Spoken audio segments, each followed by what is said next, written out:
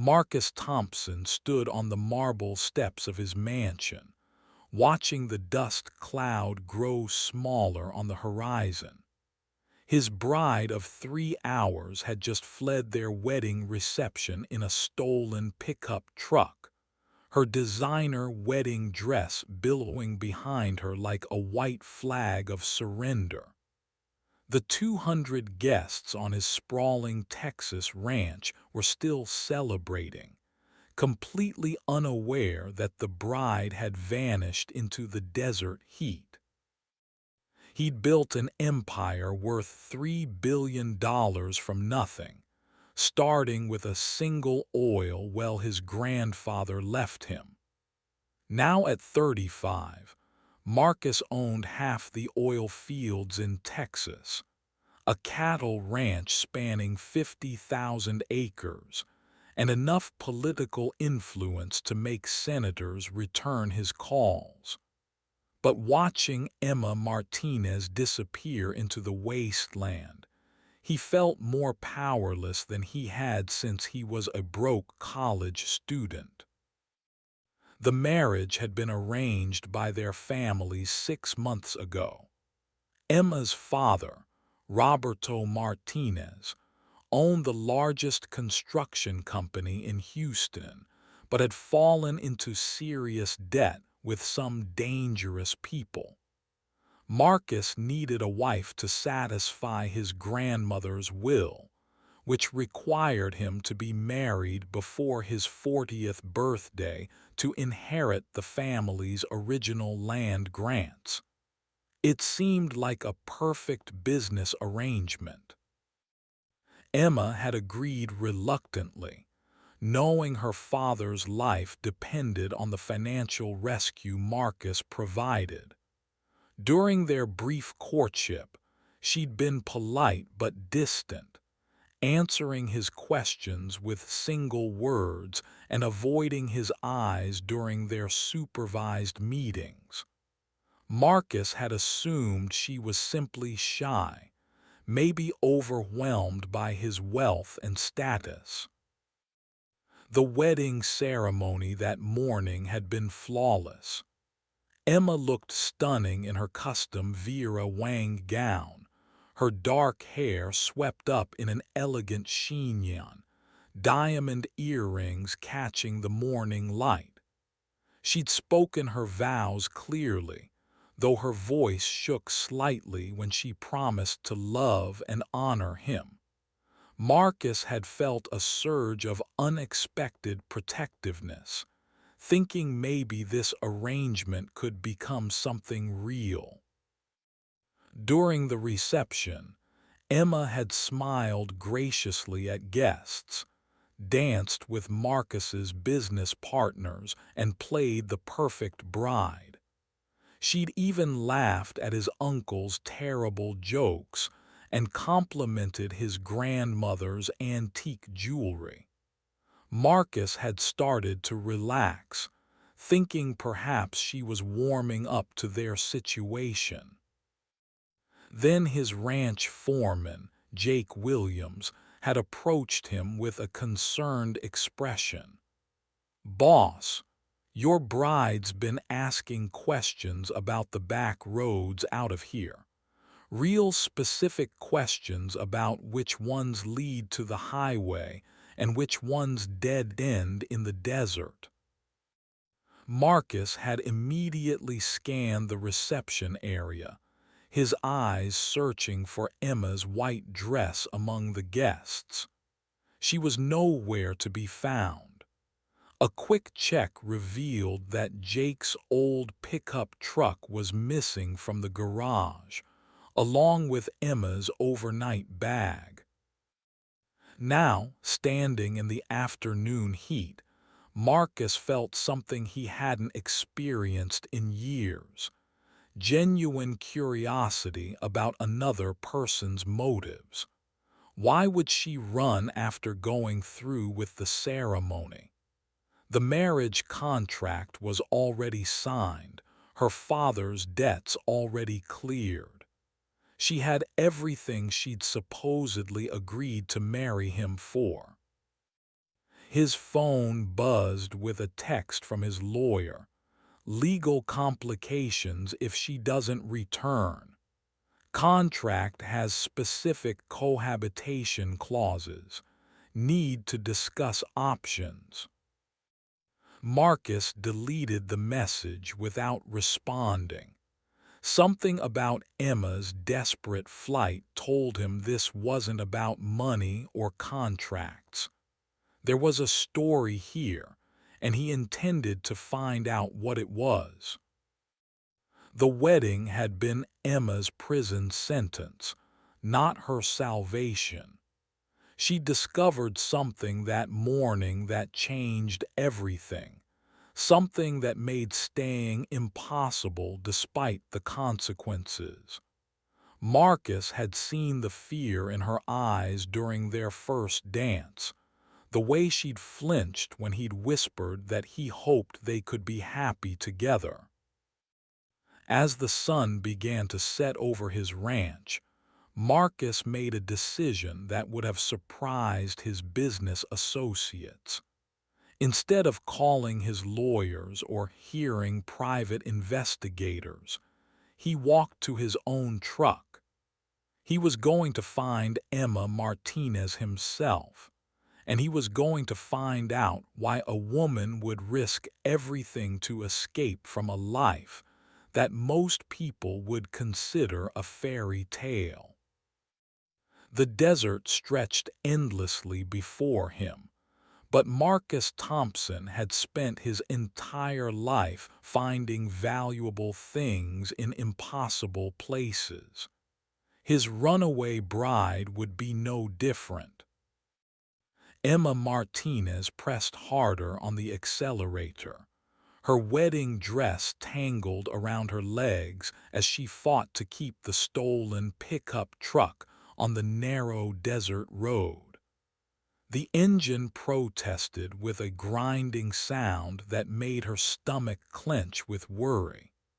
She had maybe 2 hours before Marcus discovered she was gone, and she needed to be as far away as possible before then. The wedding ring on her finger felt like a shackle as she gripped the steering wheel. 24 hours ago, she'd been resigned to her fate, prepared to sacrifice her freedom for her father's life. Then she'd overheard the conversation that changed everything. She'd been in the bridal suite that morning, having her makeup touched up by the wedding coordinator, when she'd heard Marcus's voice through the thin walls. He'd been talking to someone on the phone, his tone casual and businesslike. "The contract's ironclad," he'd said. "Once we're married, she can't leave without forfeiting her father's debt relief. And if she tries to run, I have every right to pursue her. The prenup gives me custody of any children, and her father's business becomes mine if she violates the cohabitation clause." Emma had felt her blood turn to ice. The person on the other end had said something she couldn't hear, but Marcus's response had been clear enough. "Look, she's beautiful and she'll make a good mother for my heirs. But this isn't about love. This is about having a wife who can't leave me the way my mother left my father. The contract ensures she'll never have a choice." That's when Emma realized she hadn't just agreed to marry Marcus Thompson. She'd agreed to become his prisoner. The memory of that conversation fueled her determination as she navigated the increasingly rough terrain. She'd grown up in these desert areas, visiting her grandmother's small ranch every summer. She knew these back roads better than most locals, and she knew exactly where she was going. Her phone buzzed constantly with calls from her father, from Marcus's staff, from numbers she didn't recognize. She'd turned off the GPS tracking and thrown her smartphone out the window 20 miles back, keeping only the old flip phone her grandmother had given her for emergencies. The truck's fuel gauge was dropping rapidly, and the temperature outside was climbing toward dangerous levels. Emma knew she had to reach her destination before dark. The desert could be forgiving to those who knew its secrets, but it was merciless to the unprepared. She'd left behind everything she'd ever known. Her father would probably never forgive her, assuming he survived whatever consequences might follow her escape. Her friends would think she'd lost her mind, running away from a billionaire who could give her everything money could buy. But Emma knew the truth about gilded cages. She'd watched her mother wither away in a loveless marriage, trapped by financial dependence and social expectations.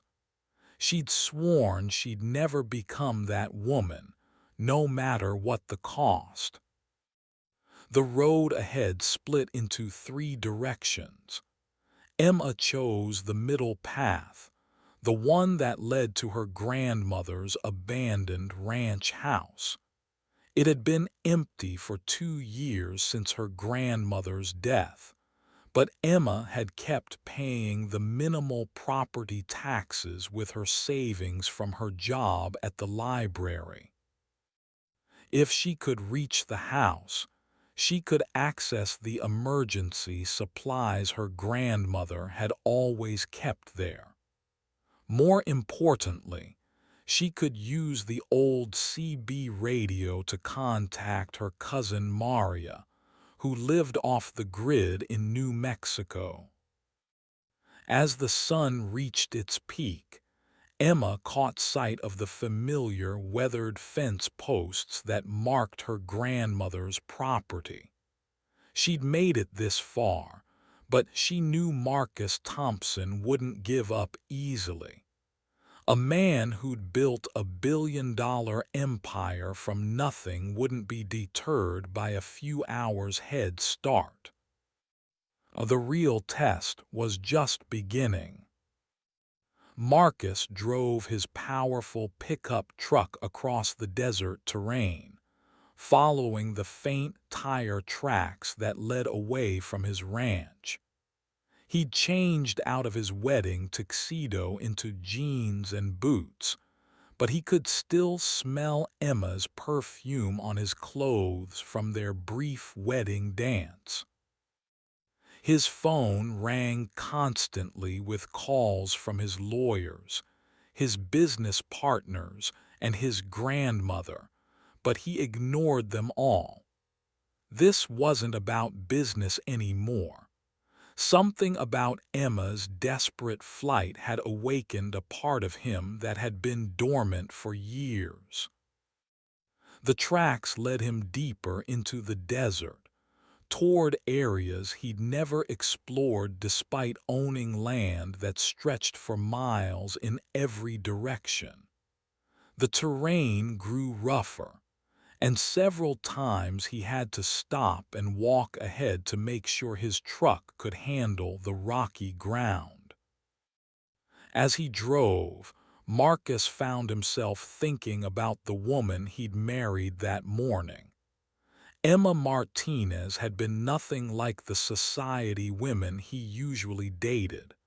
She'd been quiet, intelligent, and completely unimpressed by his wealth. During their few meetings, she'd asked thoughtful questions about his business but never about his money. He'd noticed small things about her that surprised him. She'd been kind to his elderly grandmother, listening patiently to stories she'd heard dozens of times. She'd thanked every member of his staff personally, remembering their names and asking about their families. She'd even brought books to read during their longer meetings, classic literature that suggested a depth he hadn't expected. Now, following her trail into the wilderness, Marcus wondered if he'd completely misunderstood who Emma Martinez really was. The tire tracks led him to a fork in the road. Marcus stopped the truck and got out, examining the ground carefully. His grandfather had taught him to read tracks when he was a boy, and those skills came back to him now. Emma had chosen the middle path, the one that looked the most treacherous. As he continued following her trail, Marcus's phone finally caught a signal. It immediately buzzed with a voicemail from his head lawyer, Daniel Crawford. "Marcus, we have a problem. I just spoke with Roberto Martinez. He says Emma has been acting strangely for weeks, asking questions about the marriage contract and talking about disappearing. He thinks she might have overheard something that spooked her. Call me back immediately." Marcus felt a chill that had nothing to do with the desert wind. If Emma had overheard his conversation with Daniel that morning, she would have heard things that painted him in a very different light than he'd intended. He'd been discussing the legal aspects of their arrangement, the safeguards built into the contract to protect both parties. But without context, those safeguards could sound like threats. His comments about custody and property rights were standard legal protections, but Emma might have interpreted them as something far more sinister. The realization hit him like a physical blow. Emma hadn't run away because she was scared of marriage or overwhelmed by his wealth. She'd run because she thought he was planning to trap her, to take away her freedom and her choices. Marcus had spent his entire adult life building walls around himself, protecting his heart and his assets with equal determination. His mother had abandoned him and his father when he was 12, leaving behind nothing but debt and bitter memories. He'd sworn he'd never be that vulnerable again.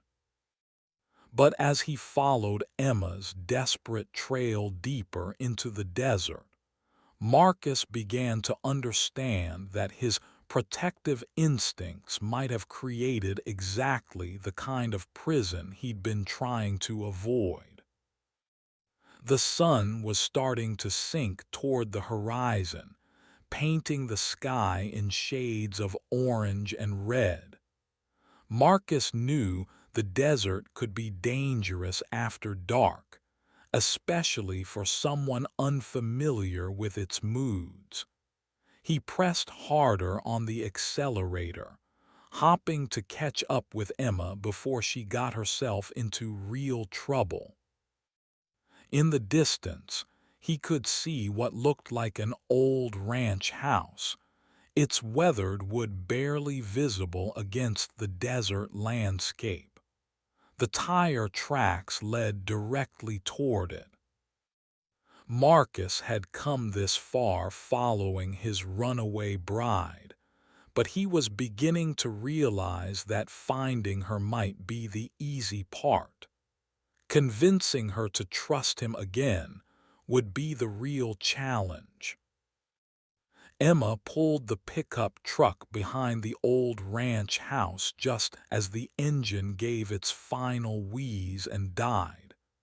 She sat in the cab for a moment, her hands shaking as the reality of her situation settled in. She was alone in the desert with limited supplies, no working vehicle, and a very angry billionaire probably following her trail. But as she looked at her grandmother's house, Emma felt a surge of determination. This place had been her refuge during the worst times of her childhood, when her parents' marriage was falling apart and she needed somewhere safe to hide. Her grandmother, Rosa Martinez, had been the strongest woman Emma had ever known, raising 5 children alone after her husband died in a mining accident. Mija, Rosa used to say, sometimes running away is the smartest thing you can do, but you better make sure you're running towards something, not just away from something. Emma climbed out of the truck and walked to the front door, finding the spare key exactly where it had always been, hidden under a loose stone in the foundation. The house smelled of dust and memories, but it was exactly as Rosa had left it. Solar panels her grandmother had installed years ago still provided basic electricity, and the well in the backyard still pumped clean water. In the kitchen, Emma found the emergency supplies her grandmother had always maintained: canned goods, bottled water, a battery-powered radio, and a first aid kit. More importantly, she found the CB radio her grandmother had used to communicate with other ranchers in the area. Emma had spent enough summers here to know how to operate the equipment. She turned it on and tuned to the frequency her cousin Maria used. "Maria, this is Emma. Are you there? Over." Static filled the air for several minutes before Maria's voice crackled through the speaker. "Emma, what are you doing on Grandma's radio? I thought you were getting married today." Over. "I need help, Maria. I'm at Grandma's house and I need to get to your place. Can you come get me?" Over. There was a long pause. Maria lived completely off the grid in New Mexico, making her living as a desert guide and survival instructor. She'd never liked civilization much, and she'd been vocal about her disapproval of Emma's arranged marriage. "Are you in trouble, Prima?" Over. "Yes, I'll explain everything when I see you. How soon can you get here?" Over. "I'm about 3 hours away, but I can be there by midnight. Are you safe for now?" Over.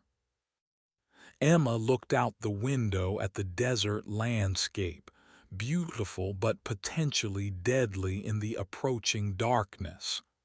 "I think so. But Maria, there might be someone following me. A man in an expensive truck. Don't let him see you, okay?" Over. "Understood. Stay put and stay safe. I'll be there." Over and out. Emma turned off the radio and slumped against the kitchen counter. She'd bought herself some time, but she knew Marcus Thompson wouldn't give up easily. A man didn't build a billion-dollar empire by accepting defeat. As the sun continued to set, Emma changed out of her wedding dress and into clothes she'd packed in her overnight bag. She found a pair of her grandmother's old jeans and a work shirt, clothes that would blend into the desert landscape. She spent the next hour going through her grandmother's things, looking for anything that might help her survive what was coming. In Rosa's bedroom, she found a box of letters tied with a faded ribbon. Her grandmother had been a prolific correspondent, writing to relatives and friends all over the Southwest. One letter, dated just a few months before Rosa's death, caught Emma's attention. It was addressed to a lawyer in Santa Fe, discussing Rosa's will and her concerns about Emma's future. "I worry about my granddaughter," Rosa had written. "She's too smart and too independent to be happy in a traditional marriage, but I fear the world will try to force her into that role anyway. I've left her the ranch so she'll always have a place to run to if she needs it. A woman needs to know she has choices, even if she never uses them." Emma felt tears sting her eyes. Her grandmother had understood her better than anyone, even from beyond the grave. The ranch house wasn't just a refuge, it was Rosa's final gift, a reminder that Emma had choices even when it seemed like she didn't. As darkness fell over the desert, Emma heard the distant sound of an engine. She turned off all the lights and peered out the window, watching as headlights appeared on the road leading to the house. Marcus Thompson had found her. But Emma Martinez wasn't the same terrified bride who had fled that morning. She was Rosa Martinez's granddaughter, and she was ready to fight for her freedom. Marcus parked his truck 100 yards from the old ranch house, studying the darkened building in his headlights. Emma's stolen pickup was parked behind the house, its engine ticking as it cooled. He could see no lights in the windows, but he knew she was there. He sat in his truck for several minutes, trying to decide on his approach. Every instinct told him to march up to the door and demand answers, but something about the desperate way Emma had fled made him pause. She'd been genuinely frightened, not just reluctant or angry. Marcus thought about the conversation he'd had with his lawyer that morning. If Emma had overheard him discussing the marriage contract, she would have heard him talking about cohabitation clauses and custody rights. Without context, those legal terms could sound like threats. He'd been protecting himself, building safeguards into their arrangement the same way he protected his business interests. But Emma had interpreted his caution as something far more sinister. Marcus turned off his engine and stepped out of the truck. The desert night was cool and quiet, with only the sound of wind moving through the scrub brush. He walked slowly toward the house, his hands visible and his movements deliberate. "Emma," he called out when he was still 50 feet away, "I know you're in there. I'm not here to force you to come back. I just want to talk." The house remained dark and silent. "I think you might have overheard something this morning that gave you the wrong impression about our arrangement. I'd like to explain what you actually heard." Still no response. Marcus moved closer, stopping at the edge of the porch. Emma, I'm going to sit down right here and wait. I'm not going anywhere until we talk this through. He settled himself on the wooden steps, leaning against the porch railing. The desert stars were brilliant overhead, unmarked by city lights. Marcus had forgotten how peaceful it could be out here, away from the constant noise of his business empire. You know, he said, speaking to the darkness, I've been thinking about what you must have heard this morning. If you overheard my conversation with Daniel Crawford, you probably heard me talking about contract clauses and custody rights. I can understand why that would sound threatening. The front door opened a crack and Emma's voice drifted out. It didn't sound threatening, Marcus. It sounded like you were planning to make me a prisoner. Marcus felt relief flood through him. At least she was talking to him. That's not what I was planning at all. Those clauses were protection for both of us, not just me. The custody provisions work both ways, and the cohabitation clause has a mutual dissolution option that you probably didn't hear about. Why should I believe you? Emma's voice was stronger now, though she still hadn't shown herself. Because I drove 3 hours into the desert to find you instead of calling the police or hearing trackers. Because I could have had you declared in violation of the contract already, but I haven't. Because I'm sitting on your grandmother's porch trying to convince you to talk to me instead of dragging you back to face the consequences. The door opened wider, and Emma stepped onto the porch. She'd changed out of her wedding dress into jeans and a work shirt, and her hair was pulled back in a practical braid. She looked nothing like the elegant bride from that morning, but Marcus found himself thinking she'd never looked more beautiful. The consequences, Emma repeated. You mean the consequences to my father if I don't honor the contract? Marcus nodded. Roberto Martinez borrowed money from people who don't forgive debt.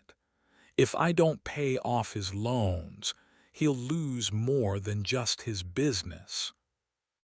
So I'm trapped either way. Stay married to you and lose my freedom, or leave and watch my father get hurt. It doesn't have to be that simple. Marcus stood up slowly, keeping his hands visible. Emma, what if we started over? What if we treated this like what it was supposed to be from the beginning? Which is what exactly? Two people trying to solve problems by working together. Your father needs money. I need a wife to satisfy my grandmother's will. But that doesn't mean we have to be enemies. Emma studied his face in the starlight. You want to be friends.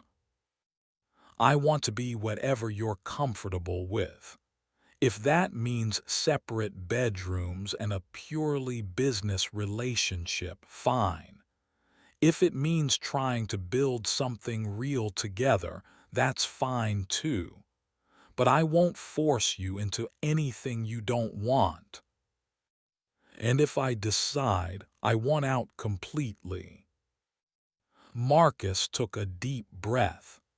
Then we'll figure out a way to make that work too. Maybe your father's business can be restructured instead of paid off. Maybe there are other options we haven't considered. Emma was quiet for a long moment, studying his face. Why are you being so reasonable? This morning you were talking about me like I was a business acquisition. Because I realized something while I was following you out here. I've spent so many years protecting myself from getting hurt that I forgot how to recognize when I was hurting someone else. You're not a business acquisition, Emma. You're a person who deserves better than what I was offering. So what are you offering now? Marcus smiled. How about we start with getting you out of this desert alive? It's dangerous out here at night, and your truck isn't going to start again. Emma looked back at the house, then at Marcus. My cousin is coming to get me at midnight. Then we have a few hours to figure out what comes next. Can I at least come inside and wait with you? I promise I won't try to convince you to come back. I just want to make sure you're safe. Emma hesitated for another moment, then stepped aside to let him pass. Okay, but we're just talking. I haven't decided anything yet. Fair enough, Marcus said, following her into the house. But Emma, whatever you decide, I want you to know that I'm sorry. You deserved better than what happened today.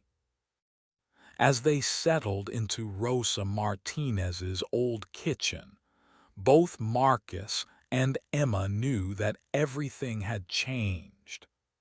The question was whether they could build something new from the ruins of their arranged marriage, or whether some mistakes were too big to overcome. The conversation that followed would determine not just their future, but the fate of everyone whose lives had been caught up in their business arrangement. Inside the old ranch house, Emma made coffee on her grandmother's ancient stove, while Marcus examined the CB radio setup. The domestic scene felt surreal after the drama of the day, but there was something calming about the simple tasks. Your grandmother was quite a woman, Marcus said, looking at the photographs that covered the kitchen walls. She raised 5 children alone out here. After my grandfather died in a mining accident, yes, she was tougher than most men I know. Emma poured coffee into 2 mismatched mugs. She taught me that a woman always needs to have her own place to run to, no matter what promises people make. Marcus accepted the coffee gratefully. Is that why you kept paying the taxes on this place after she died? You know about that. I had you investigated before we got married. Standard business practice. He saw Emma's expression and quickly added, I'm not proud of it, but I thought I was protecting myself. What else did you find out about me? Marcus settled into one of Rosa's wooden chairs. That you have a master's degree in library science from UT Austin.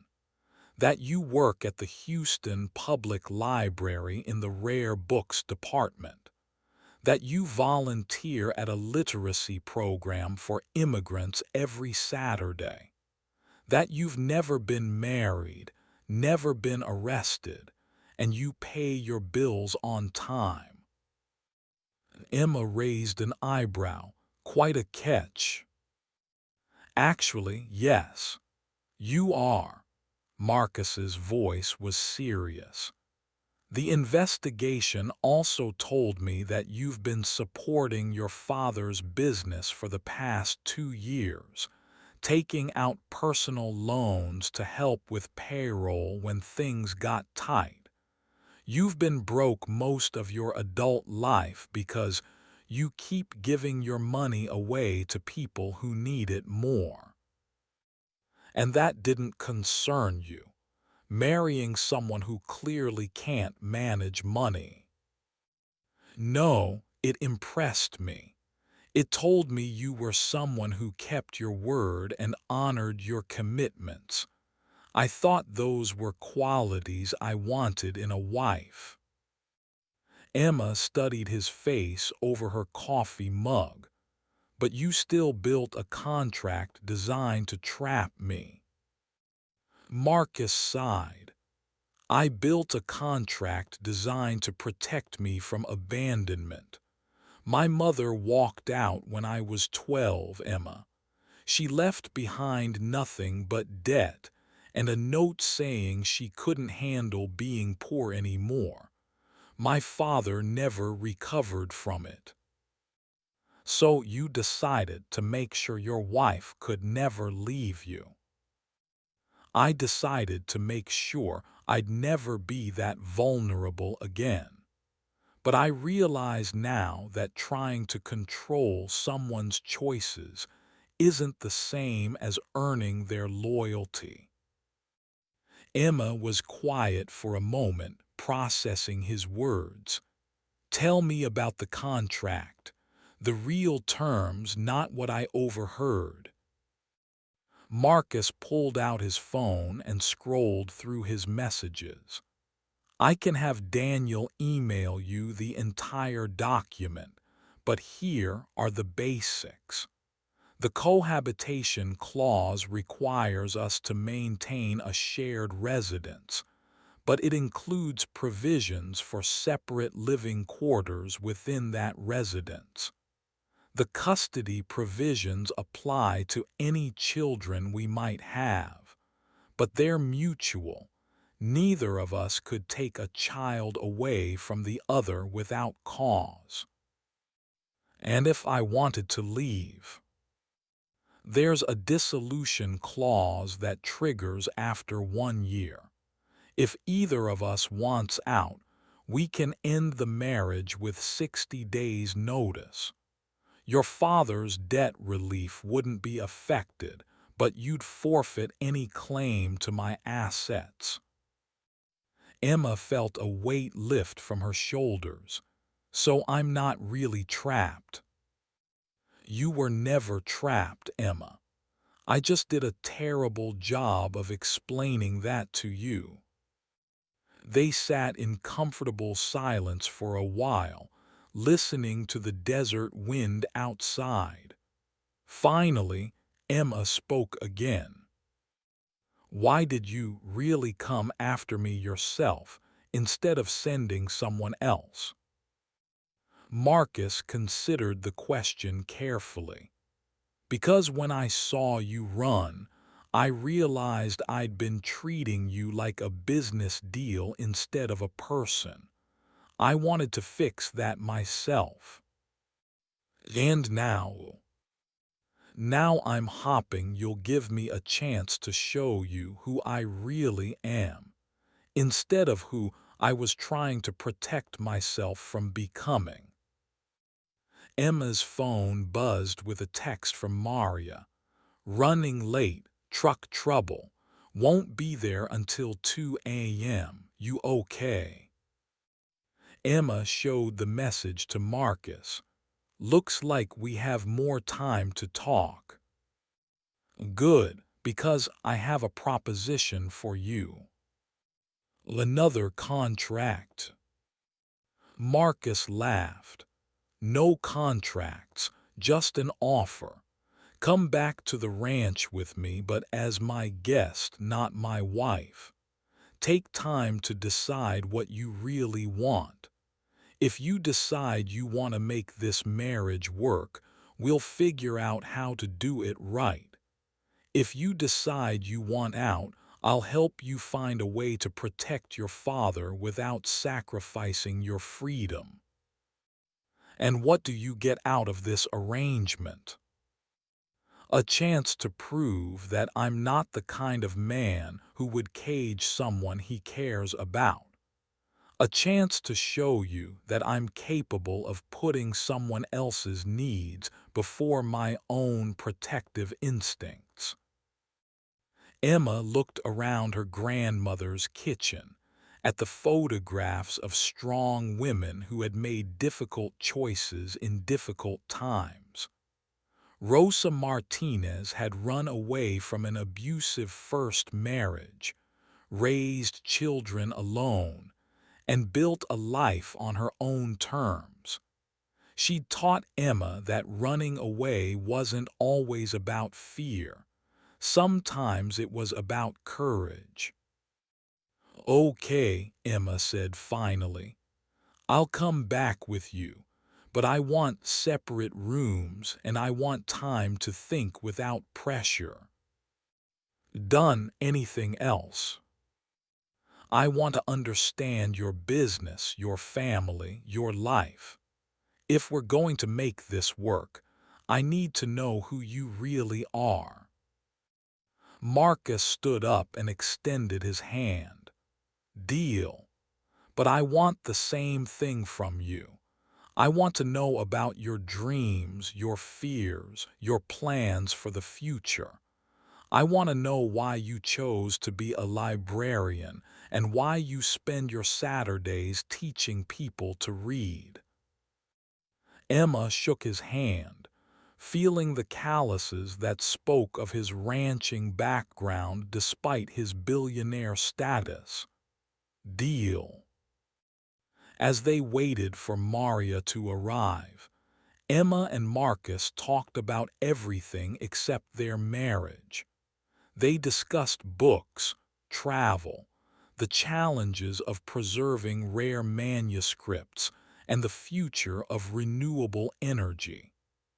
Marcus found himself genuinely interested in Emma's work, while Emma discovered that Marcus had opinions about literature that went far beyond business applications.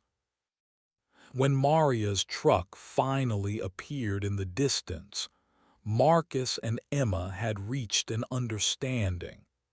They would return to his ranch together, but as partners trying to figure out a complex situation, not as prisoner and captor. Maria Martinez stepped out of her truck with a shotgun in her hands and suspicion in her eyes. She was Emma's age, but weathered by years of desert living, with the kind of confidence that came from complete self-reliance. "You must be the billionaire cowboy," she said to Marcus. "You better have a good explanation for why my cousin ran away from her own wedding." Marcus raised his hands peacefully. "I do. And I think Emma and I have worked out a better arrangement than the one we started with." Emma hugged her cousin gratefully. "Thank you for coming, Maria, but I think I'm going to go back with Marcus after all." "You sure about that, Prima? Because I can have you in New Mexico by sunrise, and good luck finding you there." Emma looked at Marcus, who waited patiently while she made her decision. "I'm sure.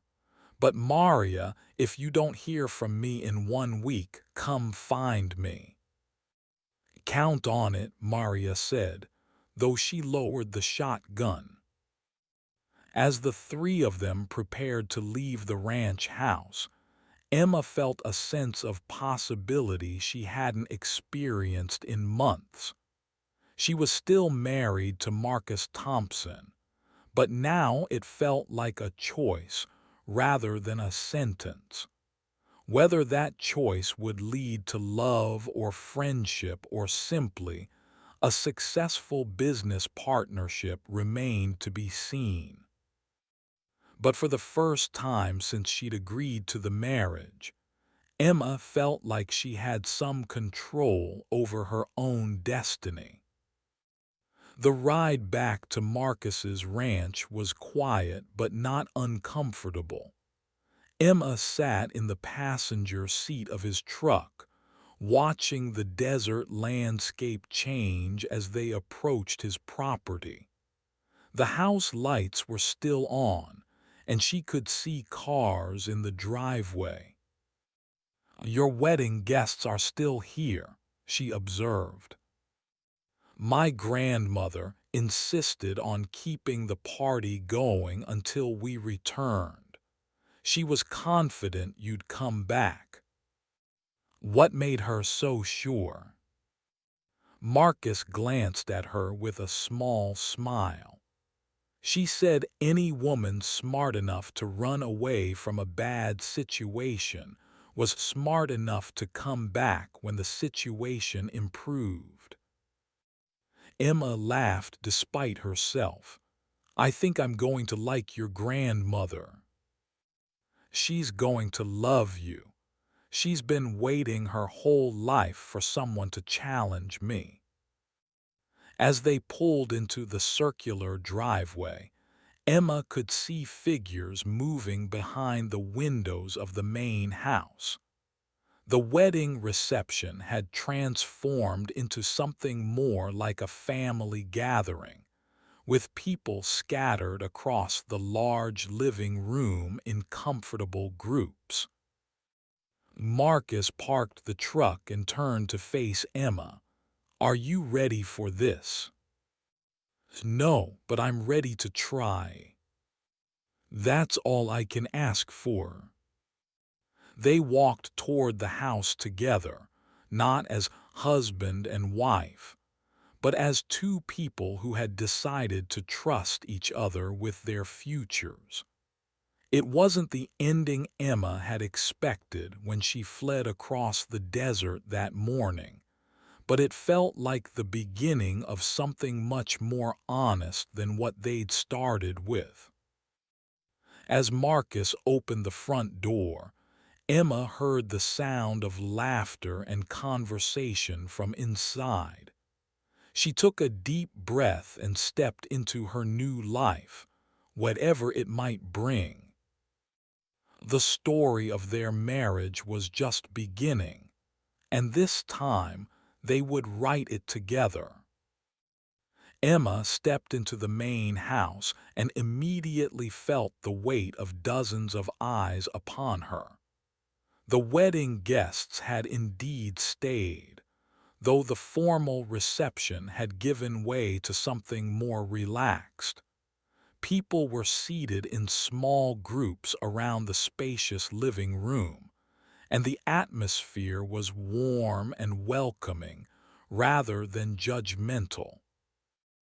An elderly woman with silver hair and sharp blue eyes approached them immediately. She was small in stature but commanding in presence, and Emma recognized her as Marcus's grandmother from the wedding photos. "You must be Emma," the woman said with a warm smile. "I'm Eleanor Thompson, and I'm delighted to meet you properly. That business this morning was all very formal and stuffy."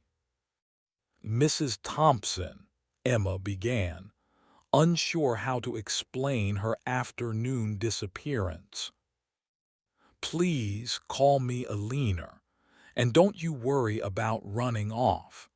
I've been married 3 times, and I can tell you that sometimes a woman needs to take a good long look at what she's getting herself into."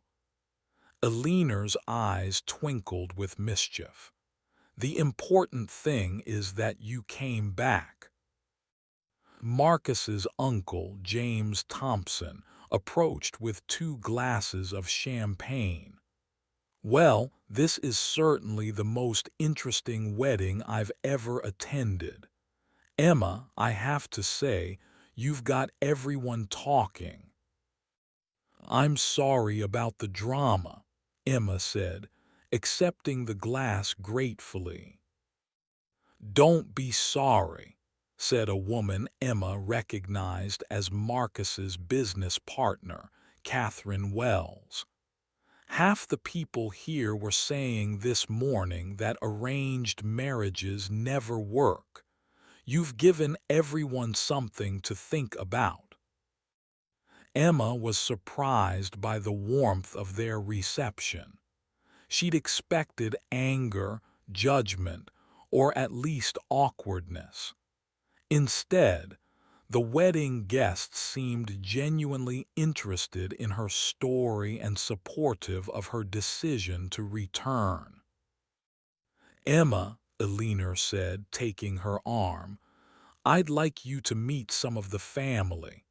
And Marcus, you should call Roberto Martinez. He's been calling every 10 minutes, worried sick about his daughter." Marcus nodded. "I'll call him now and let him know Emma's safe." As Marcus stepped away to make the call, Eleanor guided Emma through the room, introducing her to Marcus's extended family and close friends. Each person she met seemed to have their own perspective on the day's events.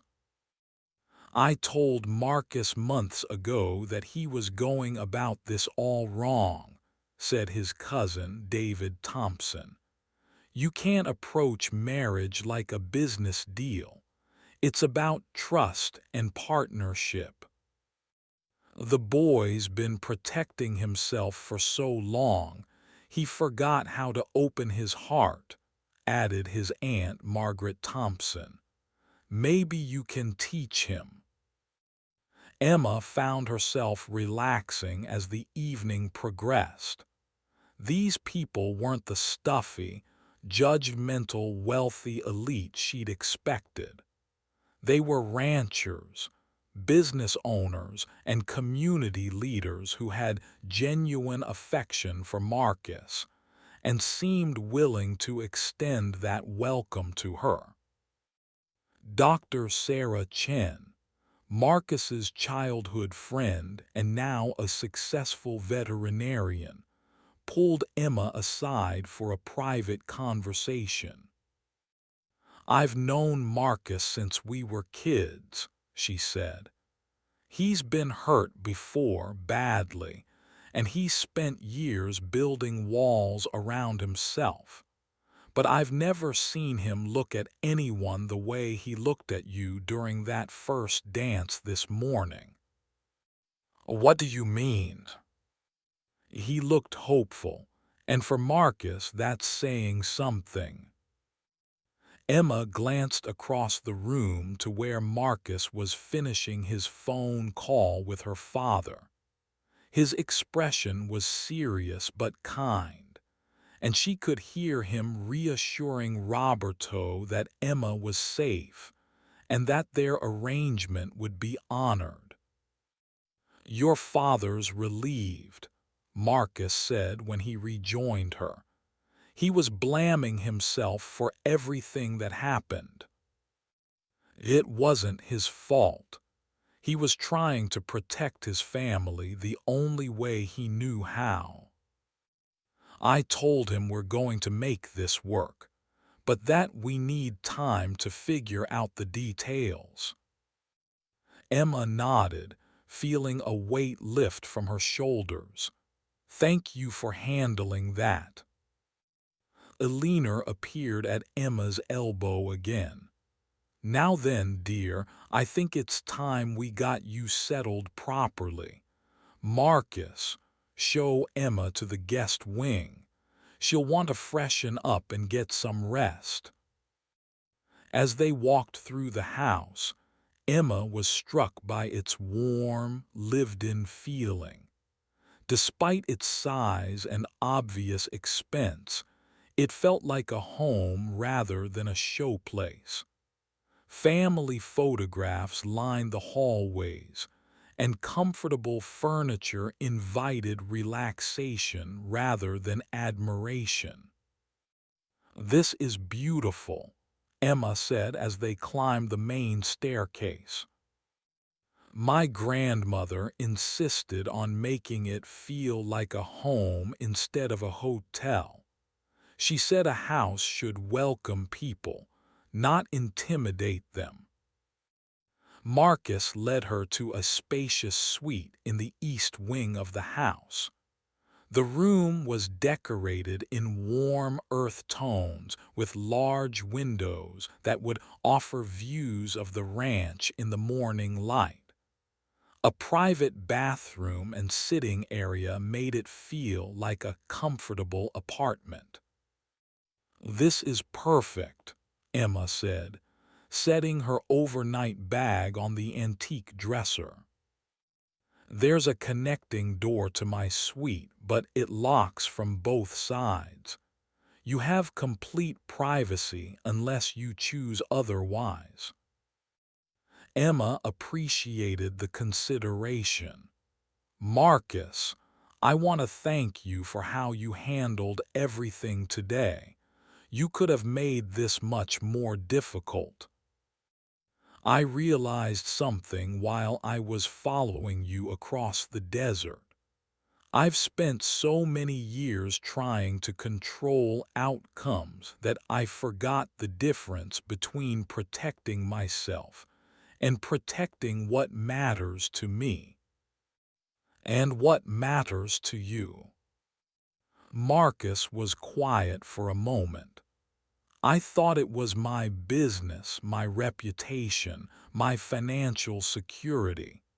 But today, all I cared about was making sure you were safe and that you felt like you had choices." Emma felt her heart soften toward him. "I'm sorry I ran away without talking to you first. I was scared and I reacted without thinking." "You had every right to be scared. I gave you plenty of reasons to think I was trying to trap you." They stood in comfortable silence for a moment, both aware that they were at a crossroads. The day had started with a business arrangement disguised as a marriage, but it was ending with something that felt more like genuine partnership. "So what happens now?" Emma asked. "Now we take it one day at a time. You get to know me, I get to know you, and we figure out if we can build something real together. And if we can't, then we'll figure out how to end this in a way that protects everyone involved, including your father." Emma extended her hand. "Partners."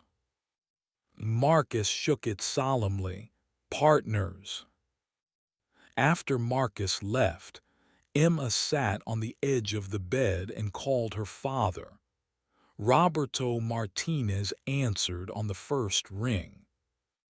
"Emma Mija, are you all right?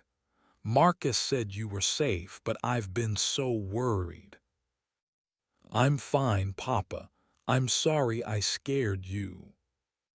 "What happened today? Why did you run away?" Emma chose her words carefully. "I got frightened about some things I thought I heard, but Marcus and I have talked it through, and I think we can make this work." "Are you sure? Because if you're not happy, we'll find another way to handle the business problems." "I'm sure, Papa. But I need you to know that I'm doing this because I choose to, not because I have to."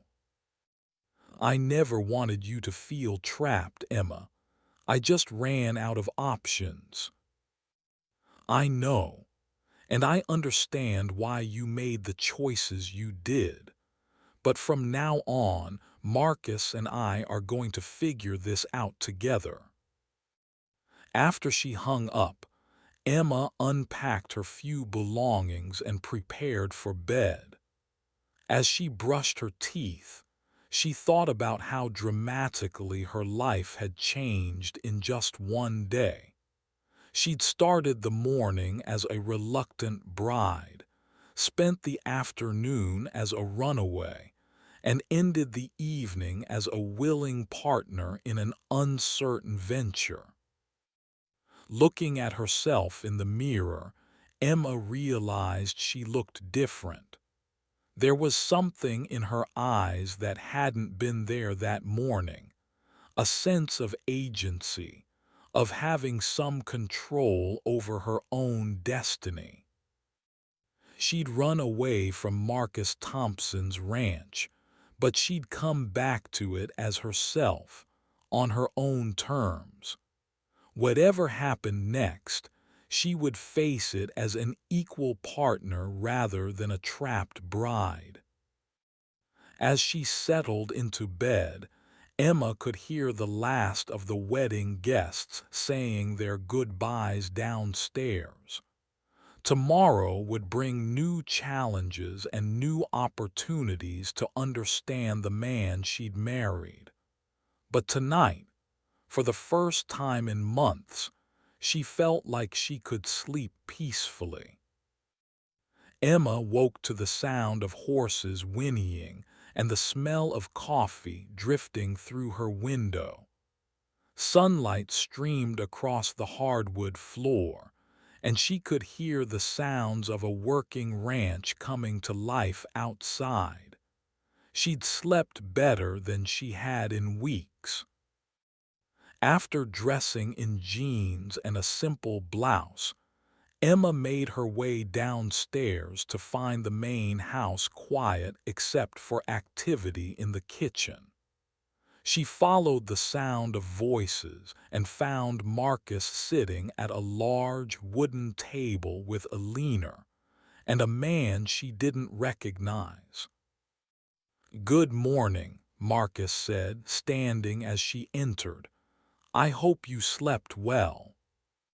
"Very well, thank you." Emma accepted a cup of coffee from Alina gratefully. "Emma, I'd like you to meet Jake Williams, my ranch foreman. Jake, this is Emma." Jake Williams was a weathered man in his 50s with kind eyes and a firm handshake. "Pleasure to meet you, ma'am. I have to say, you caused quite a stir yesterday." "I'm sorry about that. I hope I didn't cause too much trouble." "No trouble at all. Actually, it was kind of refreshing to see someone shake things up around here." Jake grinned at Marcus. "The boss has been too comfortable in his routines lately." Alina set a plate of eggs and toast in front of Emma. "Jake was just telling us about the new foals in the east pasture. Would you like to see them after breakfast?" Emma's face lit up. "I'd love to. I grew up around horses at my grandmother's ranch." "Rosa Martinez's place," Jake said with recognition. "I knew your grandmother. She was a fine woman and a hell of a horse trainer." "You knew her?" "Our ranches shared a border years ago, before Marcus bought up most of the land in this area. Rosa used to help me with some of my problem horses. She had a way with them that was almost magical." Emma felt a warmth spread through her chest. Her grandmother's reputation had extended far beyond the small circle Emma had known about. "She taught me to ride when I was 7, Emma said. "I spent every summer at her ranch until I went to college." "Then you'll appreciate what we've built here," Marcus said. "We have some of the finest quarter horses in Texas." After breakfast, Jake led Emma and Marcus on a tour of the ranch. The property was vast, with rolling hills that stretched to the horizon. Emma could see oil pumps in the distance, a reminder of the source of Marcus's wealth, but the main ranch area was devoted to horses and cattle. "We run about 2,000 head of cattle," Jake explained as they walked through the main barn. "But the horses are Marcus's real passion." In the east pasture, Emma watched 3 foals playing near their mothers. The sight filled her with a joy she hadn't expected. "They're beautiful," she said, leaning against the fence rail. "The chestnut mare is Rosalinda," Marcus said, pointing to one of the mothers.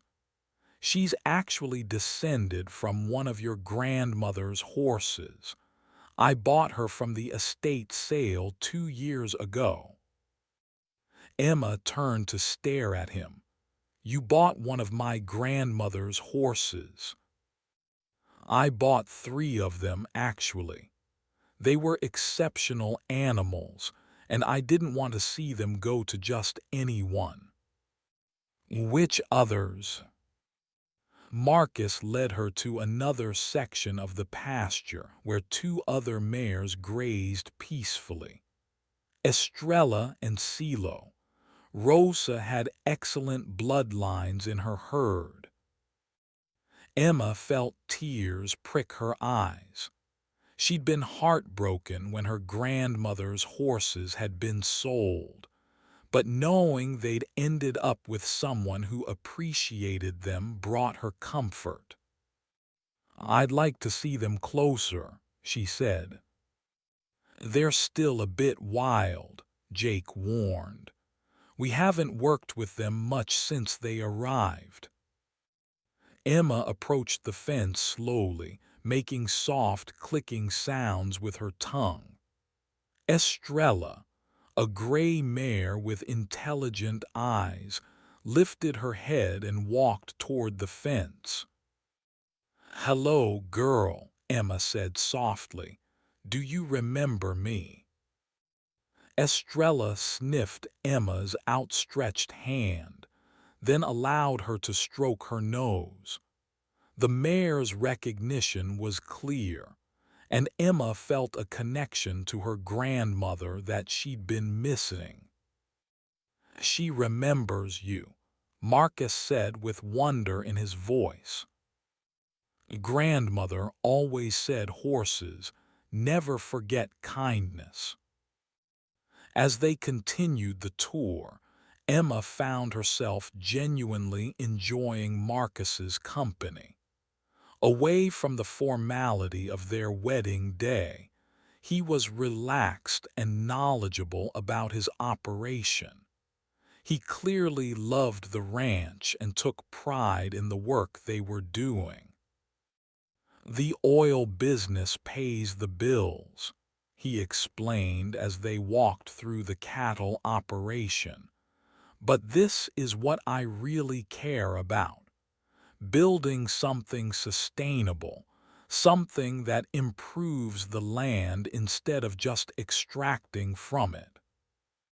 "That's not what I expected from a billionaire oil baron," Emma said with a smile. "I'm full of surprises." That afternoon, Alina insisted on giving Emma a proper tour of the main house. The building was larger than Emma had realized, with multiple wings and levels that had been added over the generations. Marcus's great-grandfather built the original house, Alina explained as they walked through the family portrait gallery. "Each generation has added their own touches, but we've tried to maintain the character of the place." Emma paused in front of a portrait of a young woman with dark hair and sad eyes. "Who is this?" Eleanor's expression grew somber. "That's Marcus's mother, Patricia. She left when Marcus was 12. Marcus told me a little about that. It nearly destroyed him. He was so young, and he blamed himself for not being enough to make her stay. His father never recovered from the abandonment." Emma studied the portrait more closely. She could see traces of Marcus in the woman's features, but there was something desperate in Patricia's expression that spoke of deep unhappiness. What happened to her? She moved to California and remarried quickly. She sent a few letters at first, but then the contact stopped completely.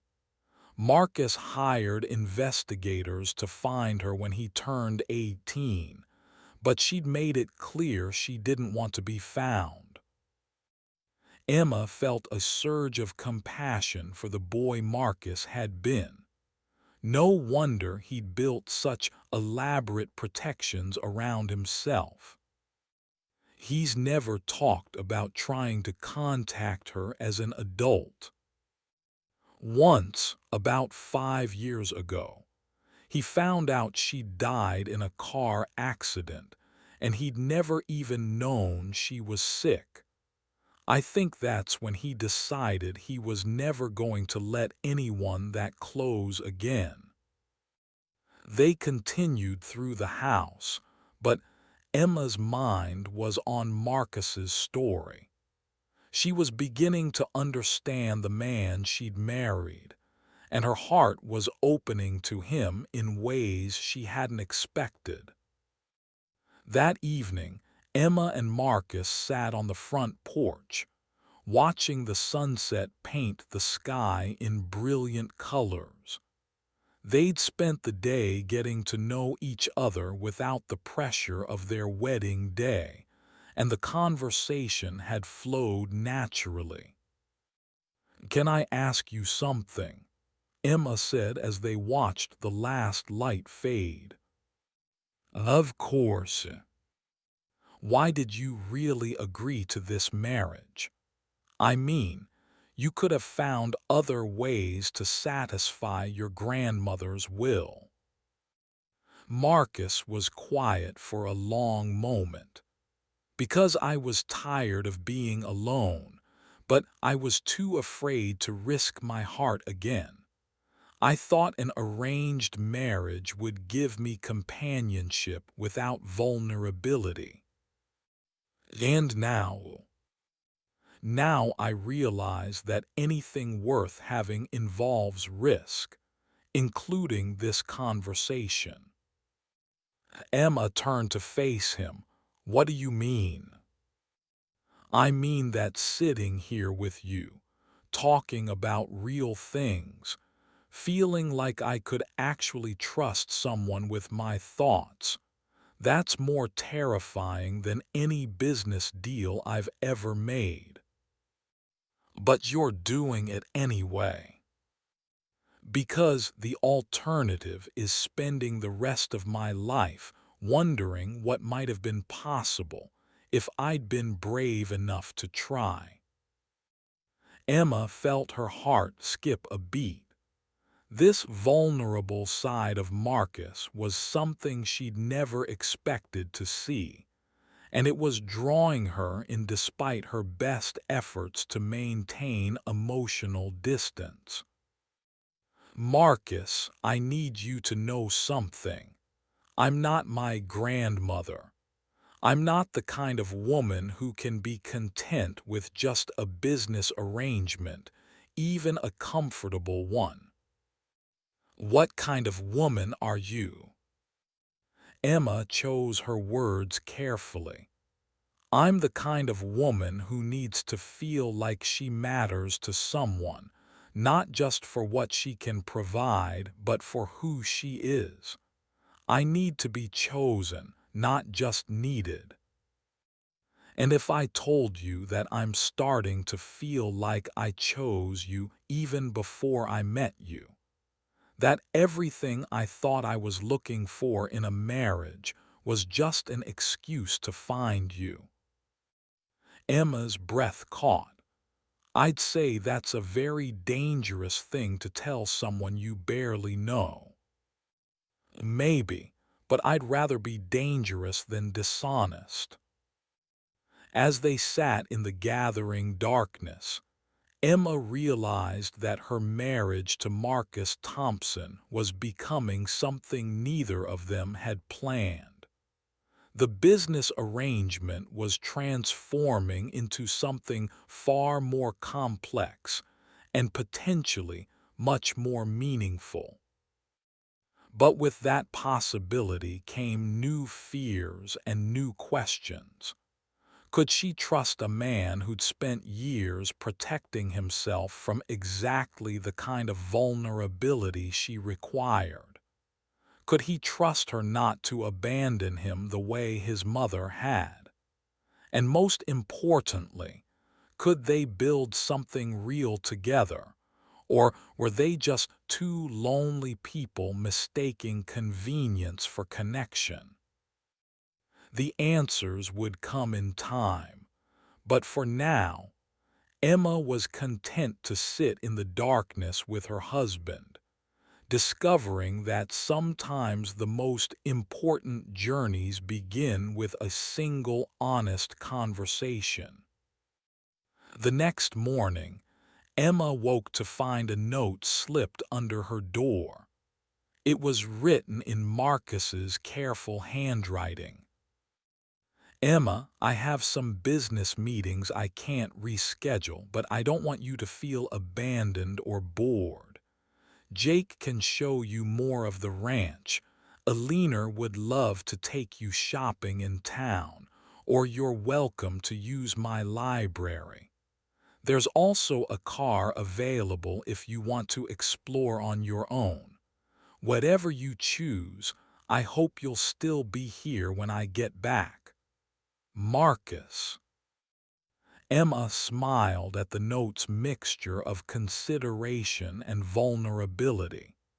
He was clearly trying to give her space, while also hoping she wouldn't use that space to disappear again. She decided to explore the library Marcus had mentioned. It turned out to be a magnificent room with floor-to-ceiling shelves filled with an eclectic collection of books. She found first editions of classic literature mixed with contemporary fiction, business texts, and surprisingly, several volumes on sustainable ranching and environmental conservation. I see you've discovered Marcus's secret, Alina said, entering the library with a tea service. His secret? That he's actually an intellectual hiding inside a cowboy's body. He reads voraciously, though he'd never admit it to his business associates. Emma pulled a book of poetry from the shelf. This is signed by the author. Marcus collects signed first editions. He's particularly fond of American poets and nature writers. He says they help him think. As Emma browsed the collection, she found herself seeing Marcus in a new light. The man who'd built a business empire was also someone who appreciated beauty, who sought wisdom in literature, who thought deeply about humanity's relationship with the natural world. Alina, can I ask you something personal? Of course, dear. Do you think Marcus and I have a real chance at making this work? Not just as a business arrangement, but as a marriage? Eleanor settled into one of the leather chairs and studied Emma carefully. I think you're both running from something, and you're both looking for something. The question is whether what you're running from is compatible with what you're looking for. What do you mean? Marcus is running from the fear of abandonment, but he's looking for genuine connection. You're running from the fear of being trapped, but you're looking for authentic love. Those aren't necessarily contradictory goals. Emma considered this. But what if we hurt each other in the process? Then you'll hurt each other. That's what people do when they care about each other. The question is whether you're both willing to risk that pain for the possibility of something real.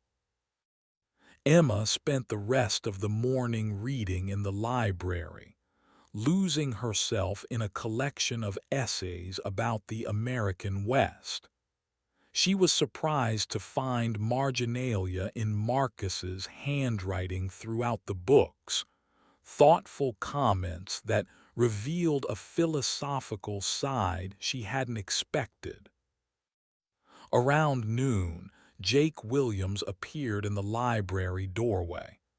"Ma'am, I hate to interrupt, but there's something I think you should see." Emma followed Jake outside to where a truck was pulling up the driveway. Her heart sank as she recognized the vehicle. It belonged to Victor Reyes, one of the men her father owed money to. "Do you know who that is?" Jake asked. "Unfortunately, yes. He's one of the reasons I agreed to marry Marcus." Victor Reyes stepped out of the truck with two other men. He was a small man with cold eyes and expensive clothes that didn't quite disguise his dangerous nature. "Mrs. Thompson," Victor said with a smile that didn't reach his eyes, "congratulations on your wedding." "Mr. Reyes, what are you doing here?" "I wanted to meet your new husband.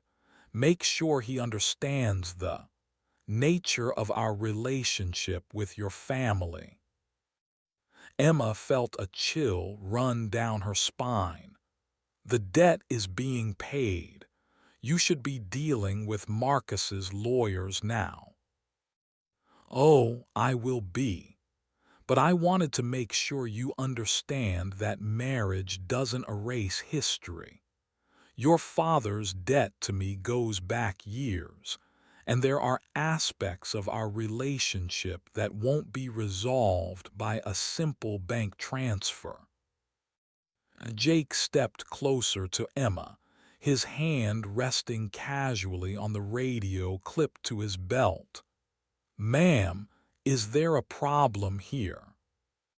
"No problem," Victor said smoothly. "Just a friendly social call." "I think it's time for you to leave," Emma said, her voice steadier than she felt. "Of course. But Emma, I hope you'll remember that new names and new addresses don't change old obligations. There are some debts that can't be paid with money." As Victor and his men drove away, Emma felt the weight of her past settling on her shoulders. She'd thought marrying Marcus would solve her family's problems, but Victor's visit suggested that some complications couldn't be resolved so easily. Jake radioed the main gate to report the unauthorized visit, then turned to Emma with concern. "Ma'am, I think you should call Marcus." "No, I don't want to worry him with this. It's probably just Victor trying to intimidate me." With respect, ma'am, men like that don't make social calls. If he came all the way out here, he has a specific purpose. Emma knew Jake was right, but she also knew that involving Marcus would complicate their still fragile relationship. She just started to trust him, and now she was faced with bringing danger to his door. Jake, can you just make sure security knows about this? I'll talk to Marcus when he gets back. Yes, ma'am, but Mrs. Thompson, whatever this is about, you're not facing it alone anymore. Emma spent the rest of the afternoon in turmoil, trying to decide how much to tell Marcus about Victor's visit. She'd thought she was protecting her family by agreeing to the marriage, but now she wondered if she'd brought danger to Marcus's family instead. When Marcus returned that evening, Emma was waiting for him on the front porch. She could see immediately that something was wrong. Victor Reyes was here today, she said without preamble. Marcus's expression darkened. What did he want? To make sure I understood that some debts can't be paid with money. Marcus, I think I may have gotten you involved in something more complicated than we realized. Marcus sat down beside her on the porch swing. Tell me everything. As Emma recounted Victor's visit, she watched Marcus's face grow increasingly grim. When she finished, he was quiet for a long moment. Emma, is there anything else about your father's situation that I should know? Emma took a deep breath. My father didn't just borrow money from Victor. He was involved in some construction projects that weren't entirely legal. Nothing major, just cutting corners on permits and inspections. But Victor has documentation that could destroy my father's reputation and land him in prison. So the debt isn't just financial, it's leverage. Yes, and now that I'm married to you, Victor probably sees an opportunity to expand his leverage. Marcus stood up and walked to the porch railing, looking out over his ranch. Emma, I need to ask you something, and I need you to be completely honest with me. Okay. Are you in love with me? The question caught Emma off guard. What does that have to do with anything? Because if you're not, if this is still just a business arrangement for you, then I can handle Victor Reyes as a business problem. But if you're starting to care about me, if there's a possibility of something real between us, then this becomes much more complicated. Emma felt her heart racing. Why? Because I won't let anyone threaten someone I care about. And Emma, I'm starting to care about you more than I ever intended to. Marcus, let me finish. I know we've only known each other for a few days, but I can't pretend this is just a business arrangement anymore. You've gotten under my skin in ways I didn't think were possible. Emma stood up and walked to where Marcus was standing. You want honesty.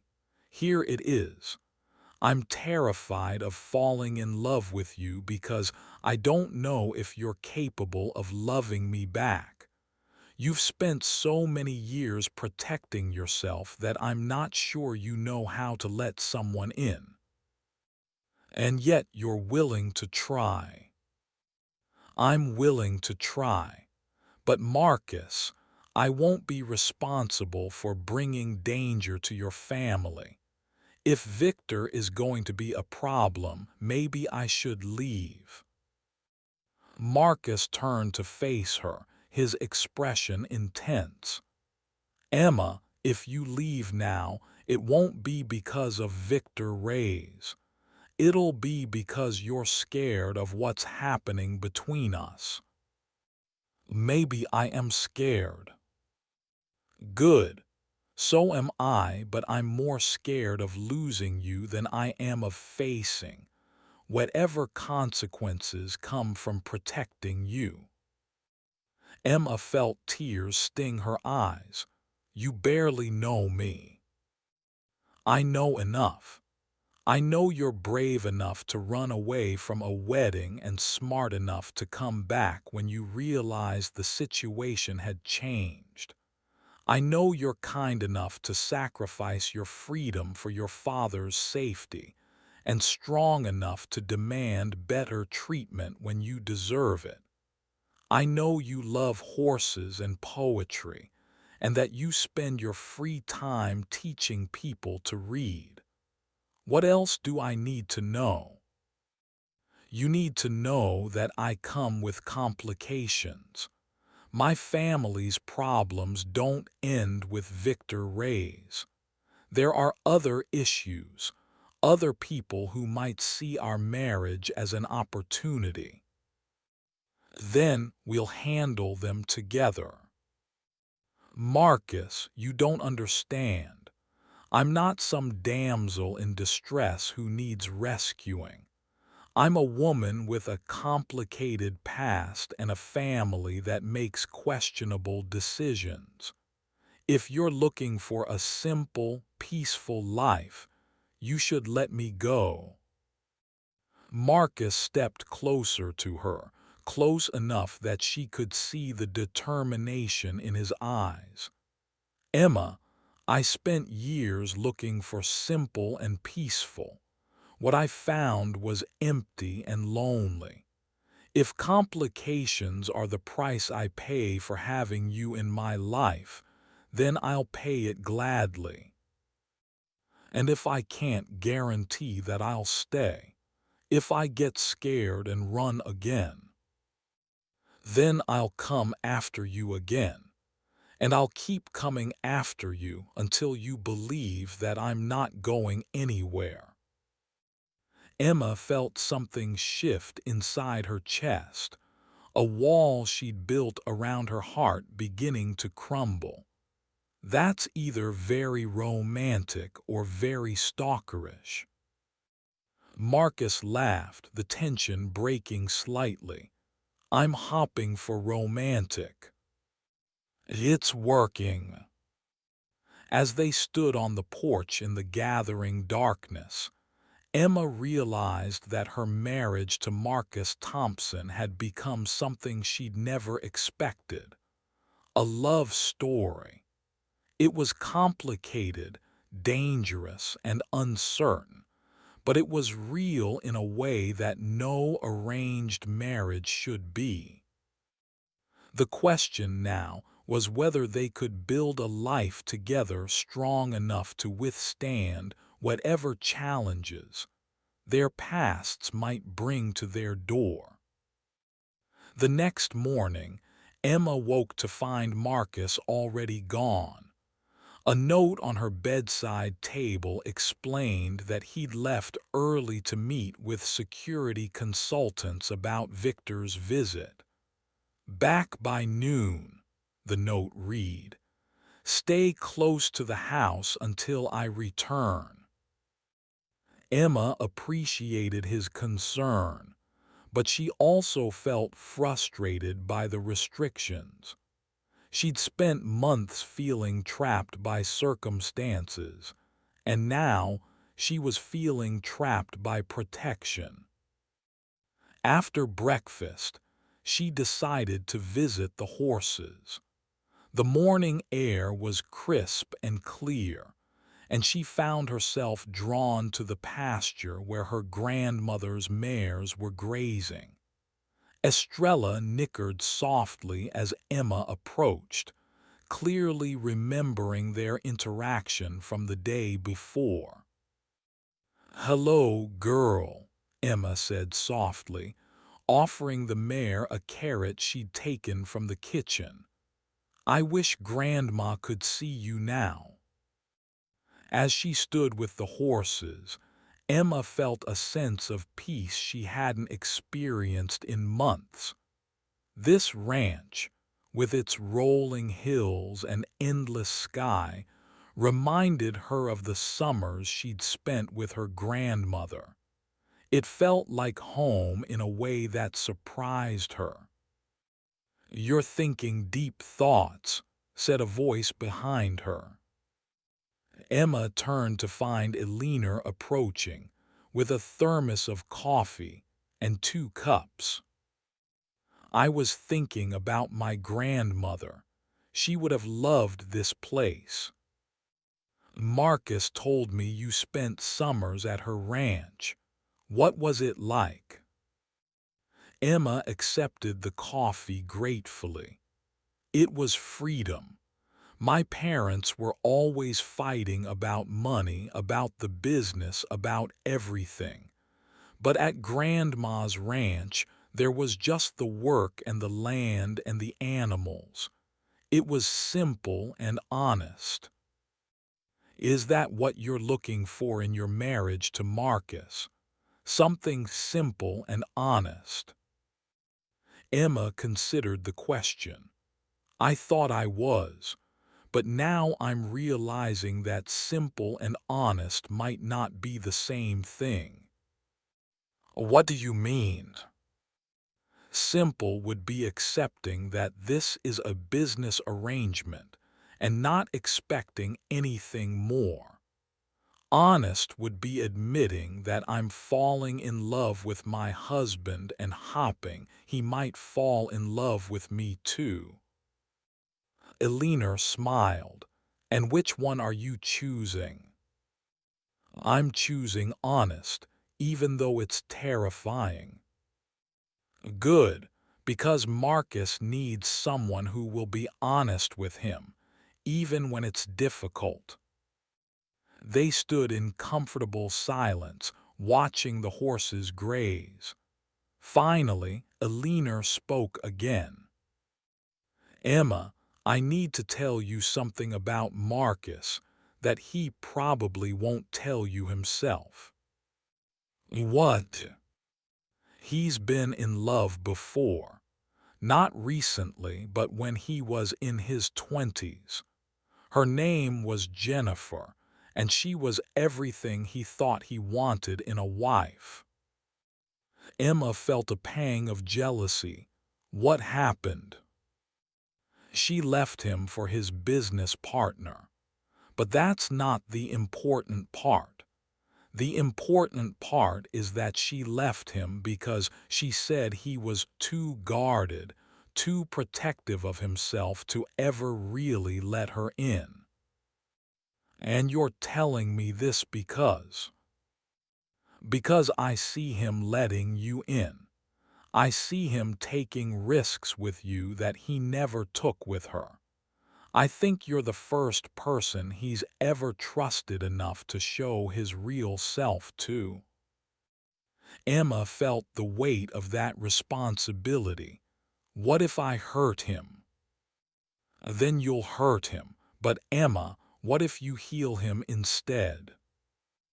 When Marcus returned that afternoon, he found Emma in the library, reading one of his poetry collections.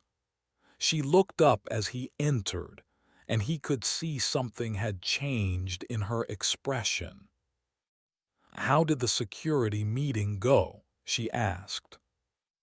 "Better than expected. I've hired a team to investigate Victor Reyes and his associates. We should know more about what we're dealing with within a few days. And in the meantime, In the meantime, I'd like to take you somewhere. Marcus led Emma to his truck, but instead of driving toward town, he headed deeper into the ranch property.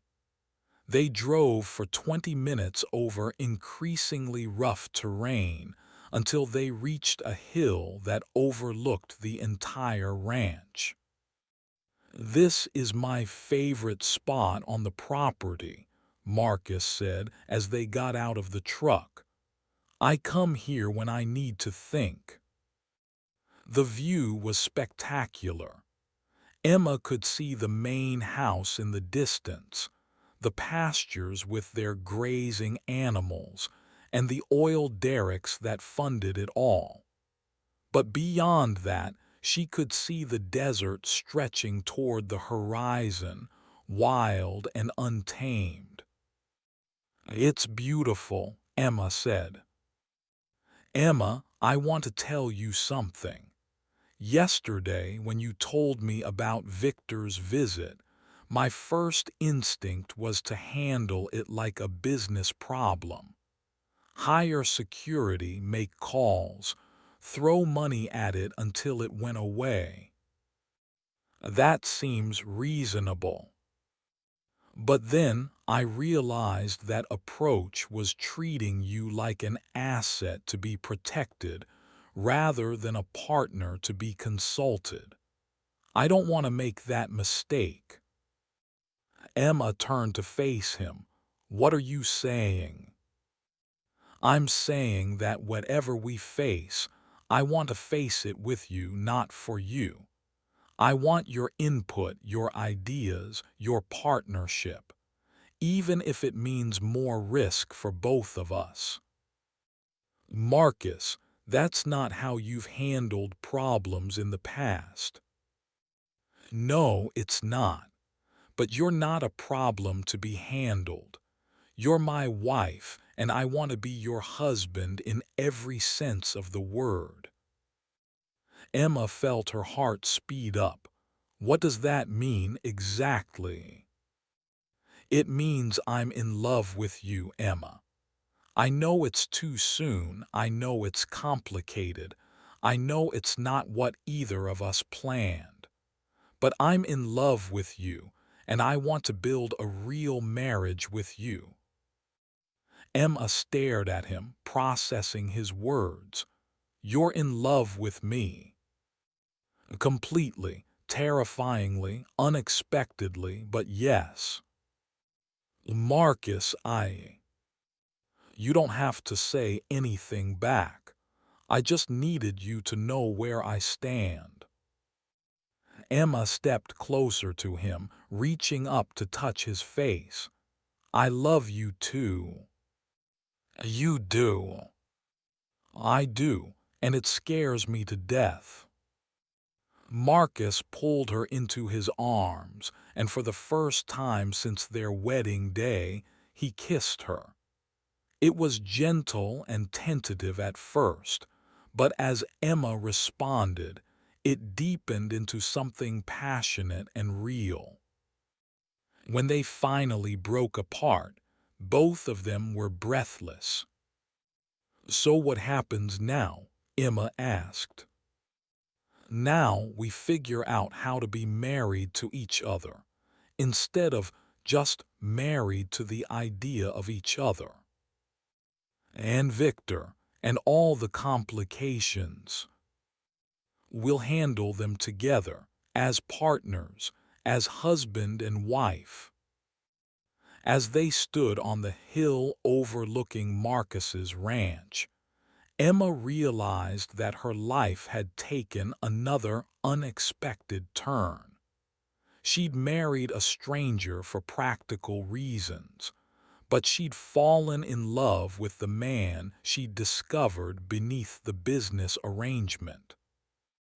It wouldn't be easy. They had complicated pasts, dangerous enemies, and uncertain futures.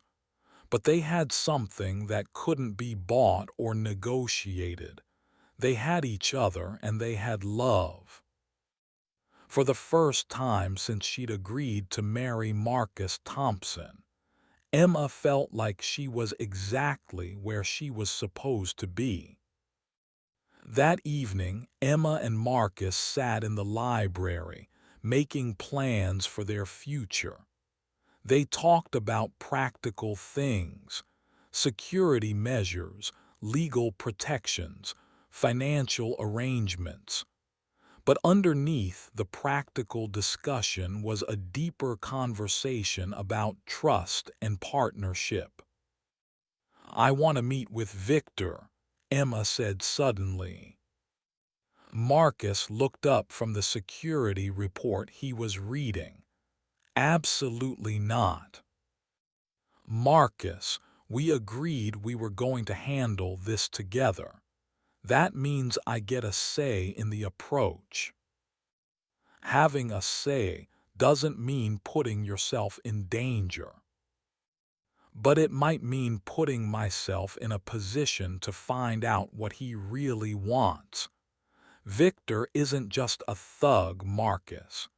He's a businessman who uses intimidation as a tool, but he also responds to strength and negotiation." Marcus set down the report. "Emma, I understand what you're saying, but I can't let you take that risk." "You can't let me. Marcus, I thought we were past this." "We are," I misspoke. "But Emma, please understand. I just told you I'm in love with you. The thought of something happening to you is unbearable." Emma moved to sit beside him on the couch. "I understand that, but you have to understand that I can't live in a cage, even a gilded one. I need to be an active participant in solving this problem." "So what are you suggesting?" "I'm suggesting we meet with Victor together, on neutral ground with security present. Let him know that we're united, that intimidating me won't work because you and I are partners." Marcus considered this. "It's risky." "Everything worthwhile is risky. You said so yourself." "I also said I'd come after you if you ran. Maybe I should have mentioned that I'd also lock you in a tower if someone threatened you." Emma laughed. "That's very medieval of you. But fortunately, I married a modern man who believes in partnership." "You married a man who's learning to believe in partnership. There's a difference." "Then this is good practice." Marcus was quiet for a long moment, clearly struggling with his protective instincts. Finally, he nodded. "Okay, but we do this carefully with extensive security, and at the first sign of trouble you leave." "Agreed." Marcus pulled out his phone. "I'll call Daniel Crawford. He can arrange a meeting at his office. Neutral ground, lots of witnesses and security cameras." As Marcus made the call, Emma felt a mixture of nervousness and determination. She was about to confront one of the most dangerous men she'd ever met, but she was doing it as part of a team. She was doing it as Marcus Thompson's wife and partner. The meeting was scheduled for the following afternoon. Emma spent the morning with Eleanor, who insisted on taking her shopping for what she called power clothes. "If you're going to face down a dangerous man," Eleanor said as they browsed through a high-end boutique, "you need to look like someone who can't be intimidated." They settled on a tailored navy suit with a silk blouse and elegant heels. Emma looked at herself in the mirror and saw a woman who could hold her own in any boardroom or negotiation. "You look like someone who matters," Alina said with satisfaction. "I feel like someone who matters," Emma replied, adjusting the jacket. "For the first time in months." The meeting was set for 2 o'clock at Daniel Crawford's law office in downtown Houston. Marcus picked Emma up in his black SUV, with 2 security vehicles following at a discreet distance. Emma could see the tension in his shoulders as they drove. "Are you having second thoughts about this?" she asked. "Every minute. But I trust your judgment, and I trust that we're stronger together than either of us would be alone." Daniel Crawford's office was on the 20th floor of a glass tower in the heart of Houston's business district. The conference room where they waited was all mahogany and leather, designed to intimidate. Emma was grateful for Alina's fashion advice. She felt like she belonged in this environment. Victor Reyes arrived precisely on time, accompanied by a lawyer Emma didn't recognize. Victor was impeccably dressed in an expensive suit, but Emma could see the calculating coldness in his eyes that no amount of tailoring could disguise. "Mrs. Thompson," Victor said smoothly as he entered the conference room, "you look well. Marriage agrees with you." "Mr. Reyes," Emma replied coolly, "thank you for agreeing to meet with us." Marcus stood and extended his hand to Victor, though Emma could see the effort it cost him. "Mr. Reyes, I'm Marcus Thompson." "The famous billionaire cowboy," Victor said with a smile that didn't reach his eyes. "I've heard so much about you." Daniel Crawford took control of the meeting. "Gentlemen, Mrs. Thompson, let's get straight to business. Mr. Reyes, you've requested this meeting to discuss the Martinez family debt, which my client has already agreed to assume. What additional issues need to be addressed?" Victor's lawyer, a thin man with nervous eyes, spoke up.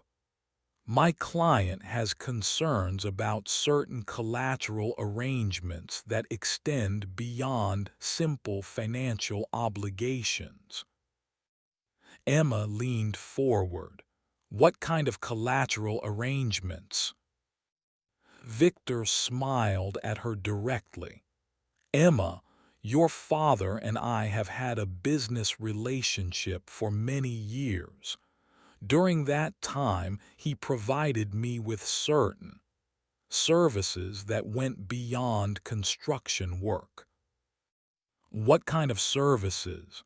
Marcus asked, his voice carefully controlled. "Transportation services, storage services, services that helped my various business interests operate smoothly."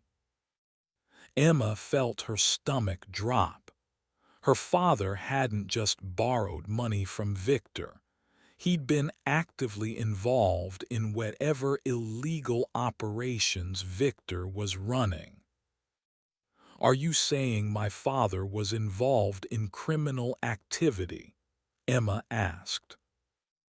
"I'm saying your father was a valuable business partner who helped facilitate certain transactions." And those relationships don't simply disappear because he acquired a wealthy son-in-law. Marcus's jaw tightened. What exactly are you asking for? I'm asking for the same level of cooperation from the Thompson family that I received from the Martinez family. I understand you have extensive transportation networks, oil field operations, and real estate holdings, all of which could be very useful to my business interests. And if we refuse? Emma asked.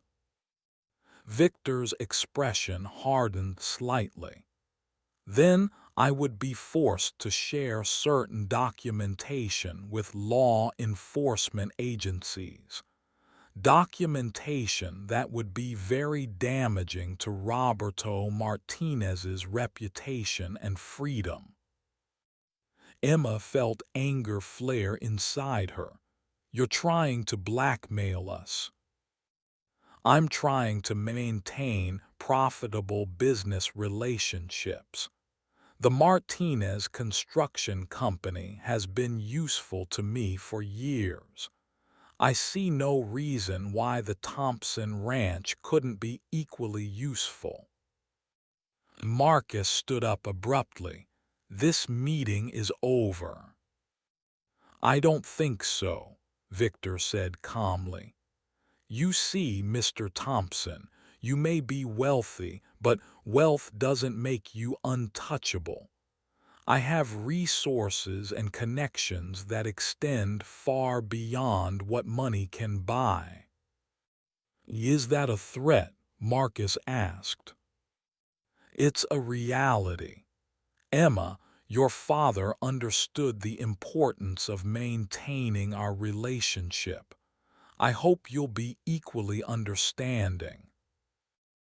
Emma stood up as well, drawing on every ounce of strength her grandmother had taught her. Mr. Reyes, let me be very clear about something. I am not my father, and the Thompson family is not the Martinez family. We don't operate under threats or intimidation. Everyone operates under something, Mrs. Thompson. The question is what motivates you most, protecting your father or protecting your new husband. Marcus moved closer to Emma, presenting a united front. Mr. Reyes, you've made your position clear. Now let me make mine clear. I don't respond well to extortion, and I have resources of my own. If you choose to make an enemy of me, you'll find it's a very expensive mistake. Victor studied them both for a long moment, then smiled. I admire your spirit, both of you, but spirit doesn't change facts. Roberto Martinez owes me more than money, and that debt doesn't disappear just because his daughter married well. What would it take to clear that debt entirely? Emma asked suddenly. Victor raised an eyebrow. Everything. Everything. What would it cost to buy out my father's obligations to you completely, financial and otherwise? Victor exchanged a look with his lawyer. That's an interesting question, Mrs. Thompson. Are you prepared to hear the answer? Yes. $5 million in cash, and the use of your husband's transportation network for one specific operation. After that, Roberto Martinez and his family would be free and clear. Emma felt Marcus tense beside her. $5 million was significant even for him, and the transportation request was clearly for something illegal. "We'll need time to consider your offer," Emma said. "Of course, but don't take too long. I'm not a patient man, and there are other parties interested in Roberto's situation who are far less reasonable than I am." After Victor and his lawyer left, Emma, Marcus, and Daniel sat in stunned silence for several minutes. "Well," Daniel finally said, "that was enlightening." "He's talking about using our trucks to transport drugs," Marcus said grimly. "Or weapons, or people, nothing good." Emma rubbed her temples. "I'm sorry, Marcus. I had no idea my father was involved in anything like this." "This isn't your fault, Emma, but we need to figure out how to handle it." Daniel leaned back in his chair. "You could pay the $5 million and refuse the transportation request, but that would leave Victor with leverage he could use again in the future. Or we could refuse everything and call his bluff," Marcus said. "That's risky. If he really has documentation that implicates Roberto in criminal activity, he could destroy your father's life, Emma." Emma felt trapped again, but this time it was different. This time she had Marcus beside her, and they were facing the problem together. "There's a third option," Emma said slowly. "Which is?" "We give the FBI everything we know about Victor Reyes and let them handle him." Marcus stared at her. "That would mean your father might face charges too." "I know, but it might also mean Victor loses his power over our family, and it's the right thing to do." "Emma, are you sure about this? Once we go down this path, there's no going back." Emma thought about her grandmother, about the strength it had taken for Rosa to leave an abusive marriage and build a life on her own terms. She thought about the lesson Rosa had tried to teach her. Sometimes running away was smart, but sometimes standing and fighting was smarter. "I'm sure, but Marcus, I need to know that you're with me on this. It could get complicated and dangerous." Marcus took her hand. "Emma, I told you I love you. That means I'm with you through whatever comes next, even if it's complicated and dangerous. Even if it means risking your business and your reputation." "Even then." As they left Daniel Crawford's office, Emma felt a sense of resolve she hadn't experienced in months. She was no longer running from her problems or trying to solve them by sacrificing her freedom. She was facing them head-on, with the man she loved beside her. The fight for their future was just beginning, but for the first time, Emma felt like they had a real chance of winning. That evening, Emma and Marcus sat in their living room with FBI agent Sarah Mitchell, a sharp-eyed woman in her 40s who specialized in organized crime. Emma had insisted on calling the FBI immediately after their meeting with Victor, and Agent Mitchell had driven out to the ranch that same night. "Let me make sure I understand this correctly," Agent Mitchell said, reviewing her notes. Victor Reyes has been using Martinez Construction as a front for illegal operations, and now he's trying to extend that relationship to include Thompson Ranch. That's correct, Emma said. He claims to have documentation that would implicate my father in criminal activity. And he's demanding $5 million plus the use of your transportation network for some unspecified operation. Marcus nodded. He was very clear that this wasn't a one-time payment. He wants an ongoing relationship. Agent Mitchell set down her pen.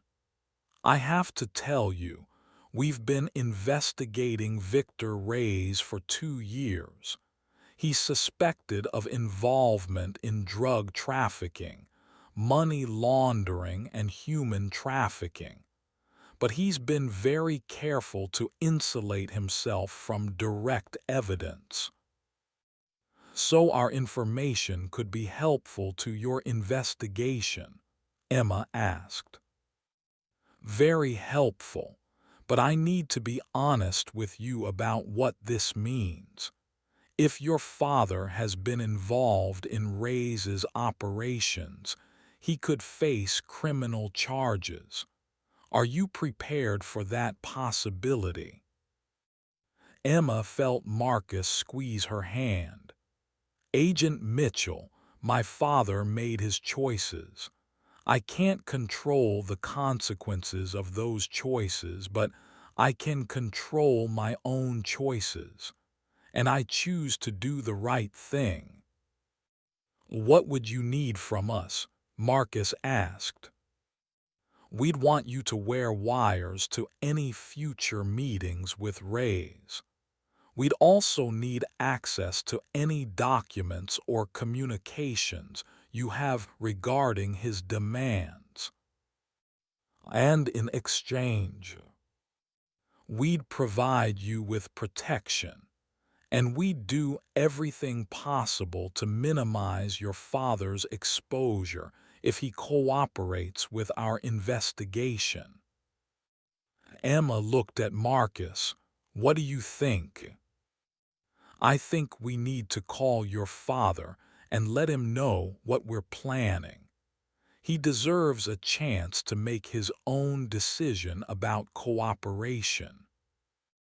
Emma nodded and pulled out her phone.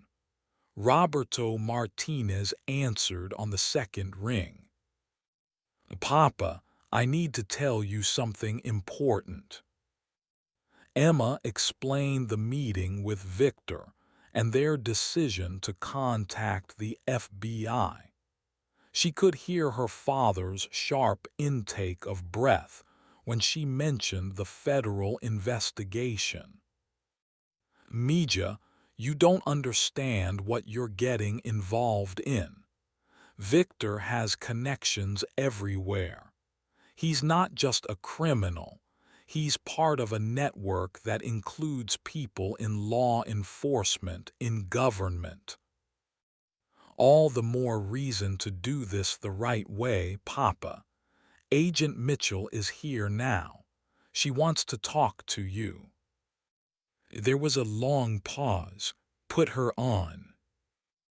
Emma handed the phone to Agent Mitchell, who spent the next 20 minutes talking to Roberto about the investigation and what his cooperation would mean. When she handed the phone back to Emma, her father's voice sounded older and more tired than she'd ever heard it. Emma, I'm sorry I got you involved in this. I was trying to save the business, to provide for the family, and I made terrible choices. I know, Papa, but now we have a chance to make things right. Are you sure about this young man you married? He's willing to risk everything for you. Emma looked at Marcus, who was studying the FBI paperwork with intense concentration. "Yes, Papa, I'm sure about him." "Then I'll cooperate with the investigation. But Emma, you need to be very careful. Victor won't react well to being betrayed." After Roberto hung up, Agent Mitchell outlined the next steps. They would set up surveillance at the ranch, monitor all communications with Victor's organization, and prepare for a carefully orchestrated operation to gather evidence. "This could take weeks or even months," Agent Mitchell warned, "and it will require you to maintain the appearance of considering Victor's demands while actually working to build a case against him." "We understand," Marcus said. "What do you need us to do first?" "First, you need to call Victor and tell him you're seriously considering his offer, but need more details about the transportation operation he has in mind. We need him to be specific about what he wants you to do." Emma felt her stomach clench with nervousness, but she also felt a sense of purpose. "When do we make the call?" "Tomorrow morning. We'll have the wire equipment set up by then." After Agent Mitchell left, Emma and Marcus sat in their bedroom, processing everything that had happened. "Are you having second thoughts?" Emma asked. "About helping the FBI? No, about putting you in danger every second." "Marcus, we're doing this together. That makes it less dangerous, not more." "How do you figure?" "Because now I have someone watching my back who loves me, and you have someone watching your back who loves you. We are stronger together than we ever were apart." Marcus pulled her into his arms. "When did you become so wise?" "When I married a man who taught me that running away isn't always the answer. Sometimes you have to stand and fight. And sometimes you have to trust that the person standing next to you won't abandon you when things get difficult." Emma kissed him softly. "I'm not going anywhere, Marcus. Whatever happens with Victor, whatever happens with this investigation, I'm not going anywhere. Promise me." "I promise, but you have to promise me something too." "Anything." "Promise me that no matter how scared you get, you won't try to protect me by shutting me out. We're partners in this, and partners don't make unilateral decisions." Marcus was quiet for a moment, clearly struggling with his protective instincts. "I promise to try. But Emma, if there comes a moment when I think you're in immediate danger, I can't guarantee I won't do something stupid to protect you. Then I'll just have to make sure you never have to make that choice." As they settled into bed that night, both Emma and Marcus knew they were entering the most dangerous phase of their relationship.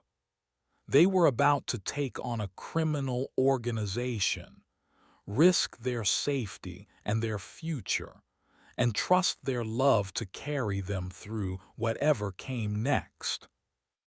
But they were facing it together, and that made all the difference. The next morning arrived with deceptive normalcy. Emma woke to the sound of birds outside her window and the smell of coffee drifting up from the kitchen.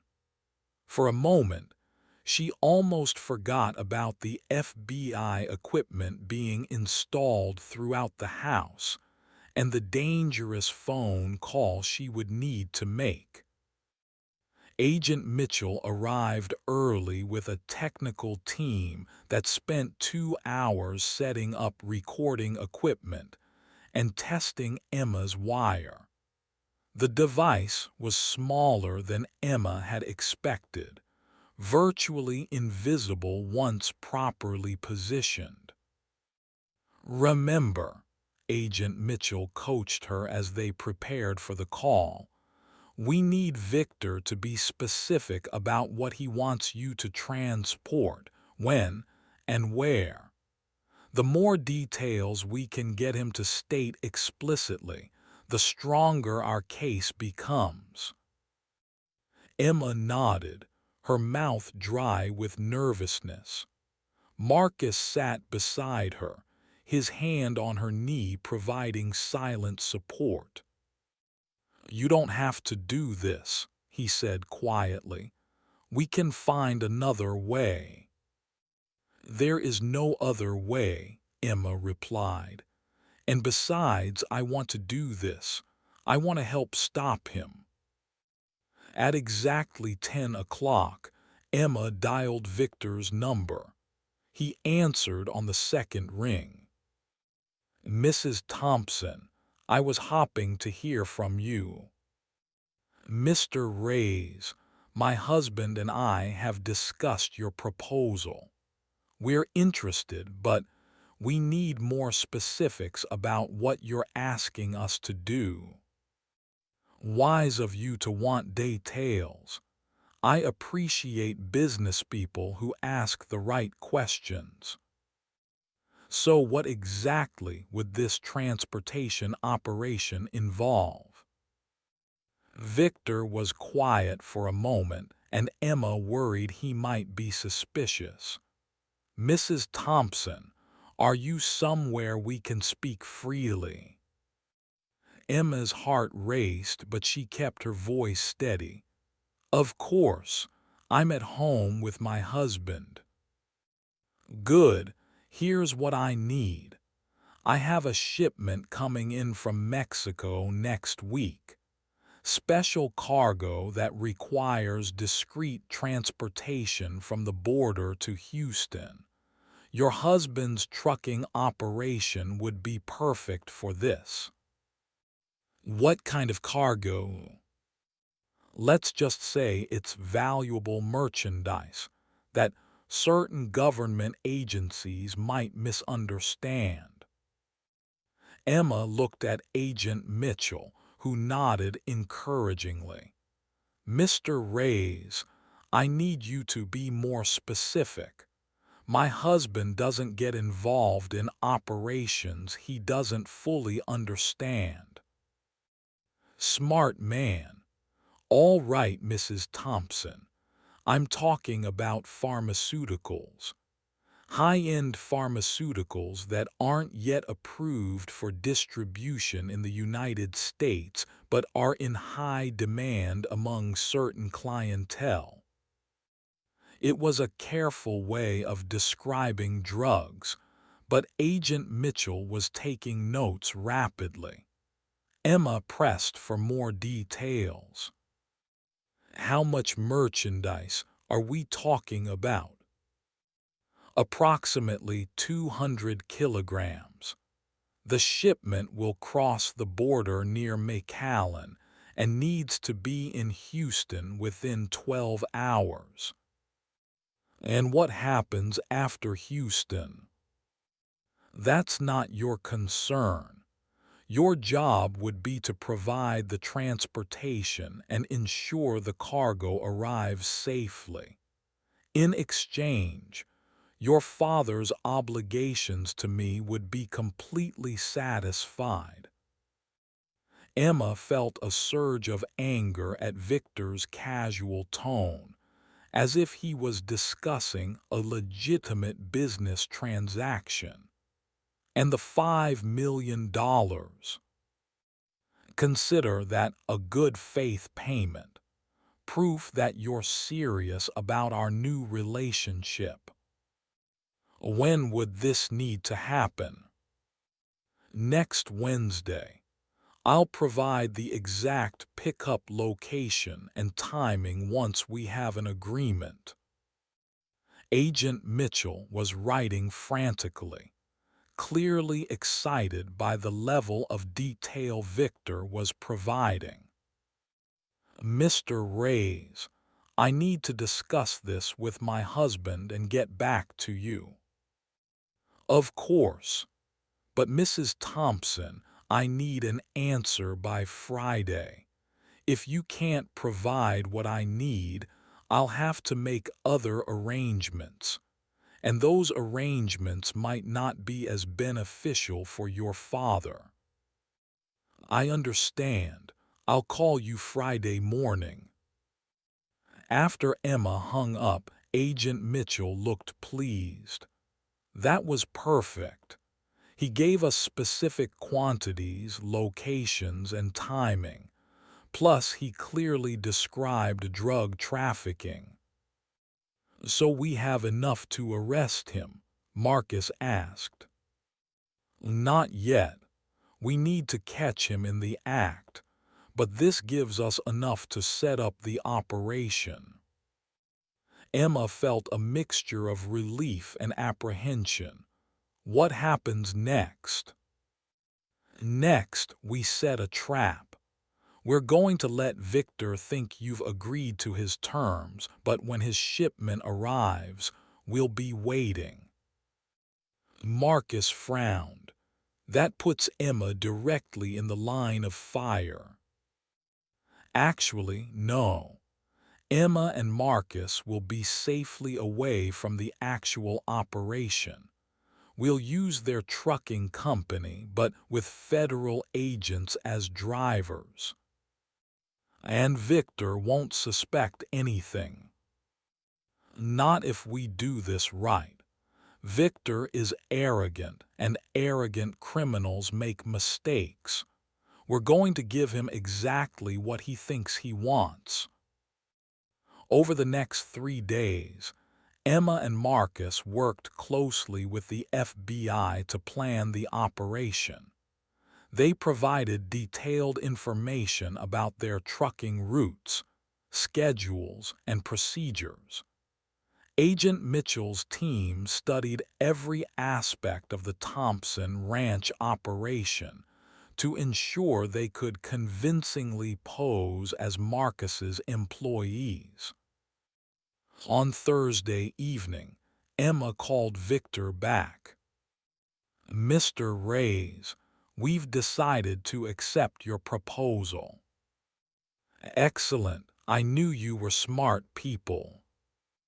When do we need to be ready?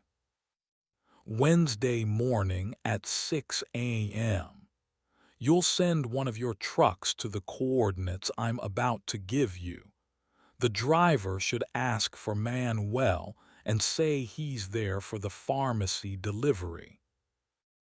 Emma wrote down the coordinates, her hand trembling slightly. And the payment. Bring the $5 million in cash to our meeting on Thursday. Once I confirm the delivery was successful, your father's obligations to me will be complete. Where should we meet Thursday? I'll call you Wednesday night with the location. Mrs. Thompson, I want you to know I'm pleased we could reach this arrangement. I think this could be the beginning of a very profitable relationship. After Emma hung up, she felt sick to her stomach. Victor's casual tone made her realize how many families he'd probably destroyed with his operations. You did great, Agent Mitchell said. We have everything we need now. Marcus pulled Emma into his arms. It's almost over. I hope so. But Marcus, I'm scared about what happens after this. Even if we stop Victor, there might be others. Then we'll handle them too, together." Emma leaned into his embrace, drawing strength from his presence. In just a few days, she'd gone from being a victim of circumstances to being an active participant in bringing down a criminal organization. It wasn't the future she'd planned when she agreed to marry Marcus Thompson, but it was the future they were building together. Wednesday morning arrived gray and drizzly, matching Emma's mood as she watched the FBI's undercover truck leave the ranch. Agent Mitchell had positioned surveillance teams along the entire route, and Emma knew that dozens of federal agents were converging on Victor's operation. But knowing it intellectually didn't stop her from worrying about everything that could go wrong. "The hardest part is the waiting," Marcus said, finding her standing at the living room window. "I keep thinking about my father. He's probably terrified right now."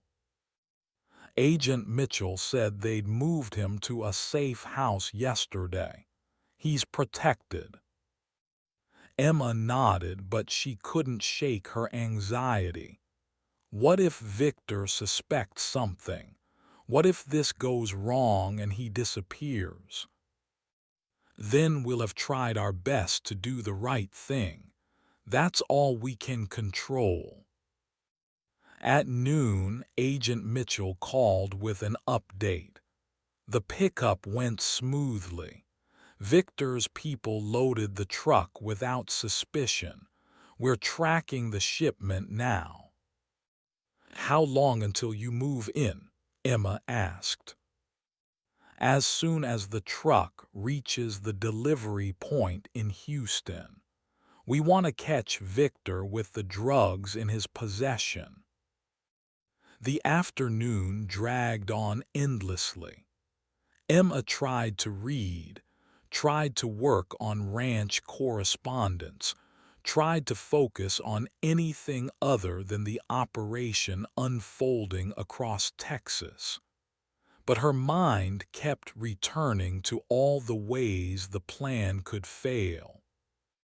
At 4 o'clock, Marcus's phone rang. It was Agent Mitchell. "We've got him," she said without preamble. "Victor Reyes is in custody, along with 6 members of his organization. The drugs have been seized, and we've recovered documentation that implicates his entire network." Emma felt her knees go weak with relief. It's really over. For Victor, yes. But Emma, there's something else. Victor's lawyers are already claiming he was entrapped, that you and Marcus initiated contact with him. "Oh, that's ridiculous," Marcus said. "I know it is, but it means you'll both need to testify when this goes to trial. Are you prepared for that?" Emma looked at Marcus, who nodded. "We're prepared," she said. "Good. Also, your father has agreed to testify as well. His cooperation should help minimize any charges he might face." After Agent Mitchell hung up, Emma and Marcus sat in stunned silence. "We did it," Emma said finally. "We did it," Marcus agreed.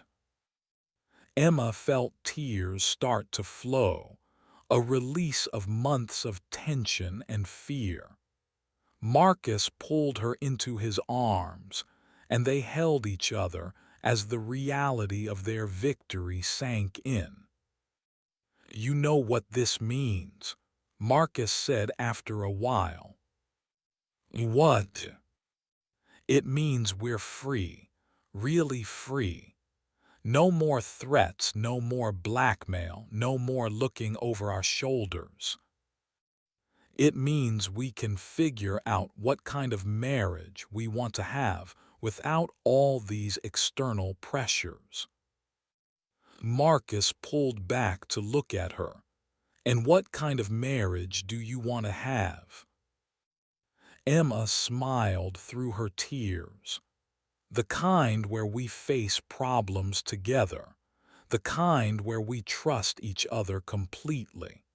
The kind where we choose each other every day, not because we have to, but because we want to. That sounds perfect to me.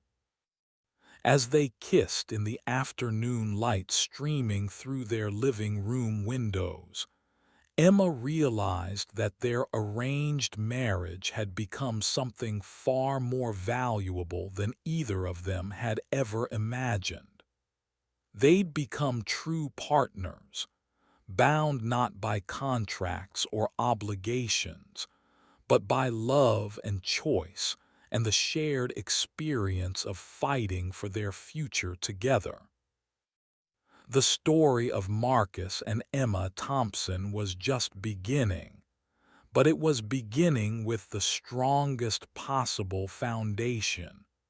Two people who had chosen to trust each other with everything, including their hearts.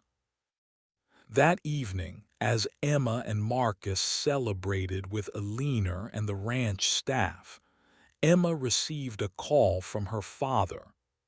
Roberto Martinez sounded like a different man, relieved, grateful, and determined to rebuild his life honestly. Mija, I can't thank you enough for what you and Marcus did. Agent Mitchell tells me I'll probably face some charges, but nothing like what Victor was threatening.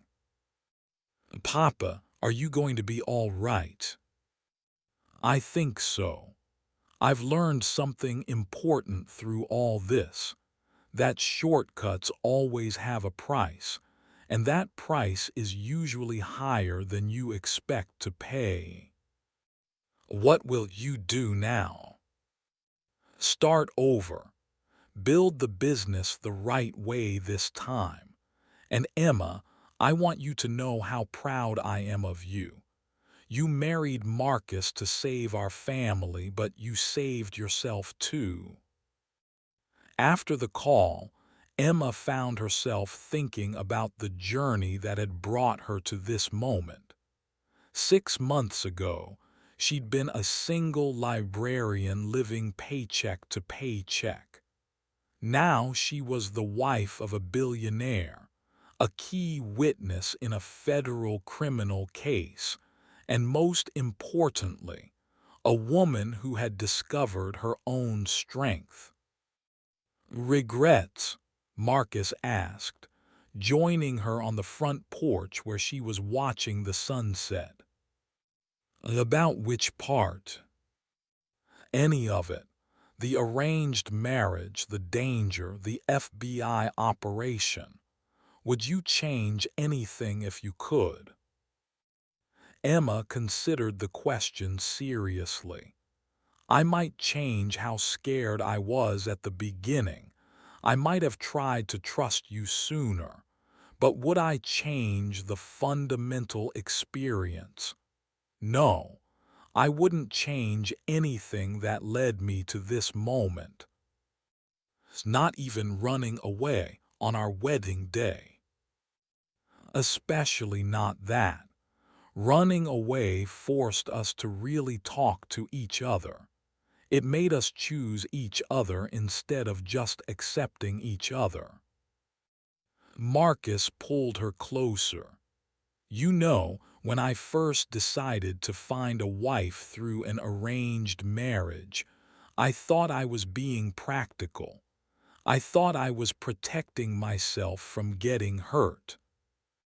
And instead, Instead, I fell in love with someone who challenges me every day to be better than I thought I could be." Emma smiled. For someone who supposedly doesn't believe in romance, you say some very romantic things. "I'm learning. You're a good teacher." As they sat together watching the stars appear in the darkening sky, Emma felt a contentment she'd never experienced before. She'd found love in the most unexpected place, with a man who had turned out to be everything she'd never known she was looking for. Their marriage had begun with practical considerations: money, security, family obligations. But it had evolved into something much more precious: a partnership based on mutual respect, shared values, and genuine affection. "Marcus, yes, I love you. Not because I have to, not because it's convenient, not because it solves problems. I love you because of who you are and who we are together." "I love you too, Emma, more than I ever thought I was capable of loving anyone." They were interrupted by the sound of vehicles coming up the driveway. Agent Mitchell had returned with more FBI personnel, ready to conduct final interviews and collect additional evidence. Emma and Marcus would spend the next several hours providing detailed statements about their interactions with Victor Reyes. But as they walked back into the house to face their responsibilities, Emma knew that whatever challenges lay ahead, they would face them together. Their arranged marriage had become a love story, and their love story was just beginning. 6 months later, Emma stood in the same library where she'd first begun to understand the man she'd married. But now, she was looking at legal documents of a very different nature. Victor Reyes had been sentenced to 25 years in federal prison. Her father had received probation and community service in exchange for his cooperation. And Emma and Marcus were finalizing the adoption papers for Rosa Martinez's ranch, which they planned to convert into a literacy center for immigrant families. "Are you sure about this?" Marcus asked, reviewing the final paperwork. "It's going to be expensive to maintain, and the literacy programs won't generate any income." "I'm sure. Grandma always said that education was the one thing no one could ever take away from you. I want to give other people what she gave me."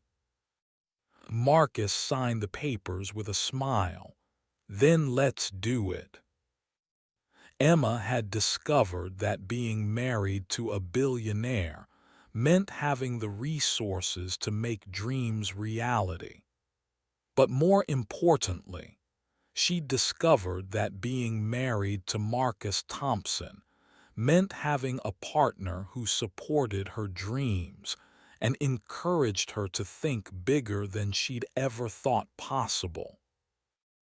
The Literacy Center would be their first joint philanthropic venture, but Emma suspected it wouldn't be their last.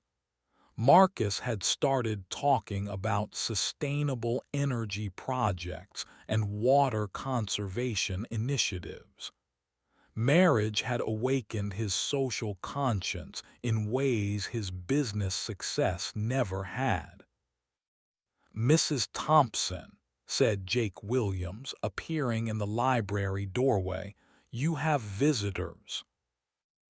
Emma looked out the window to see Maria's truck pulling up to the house.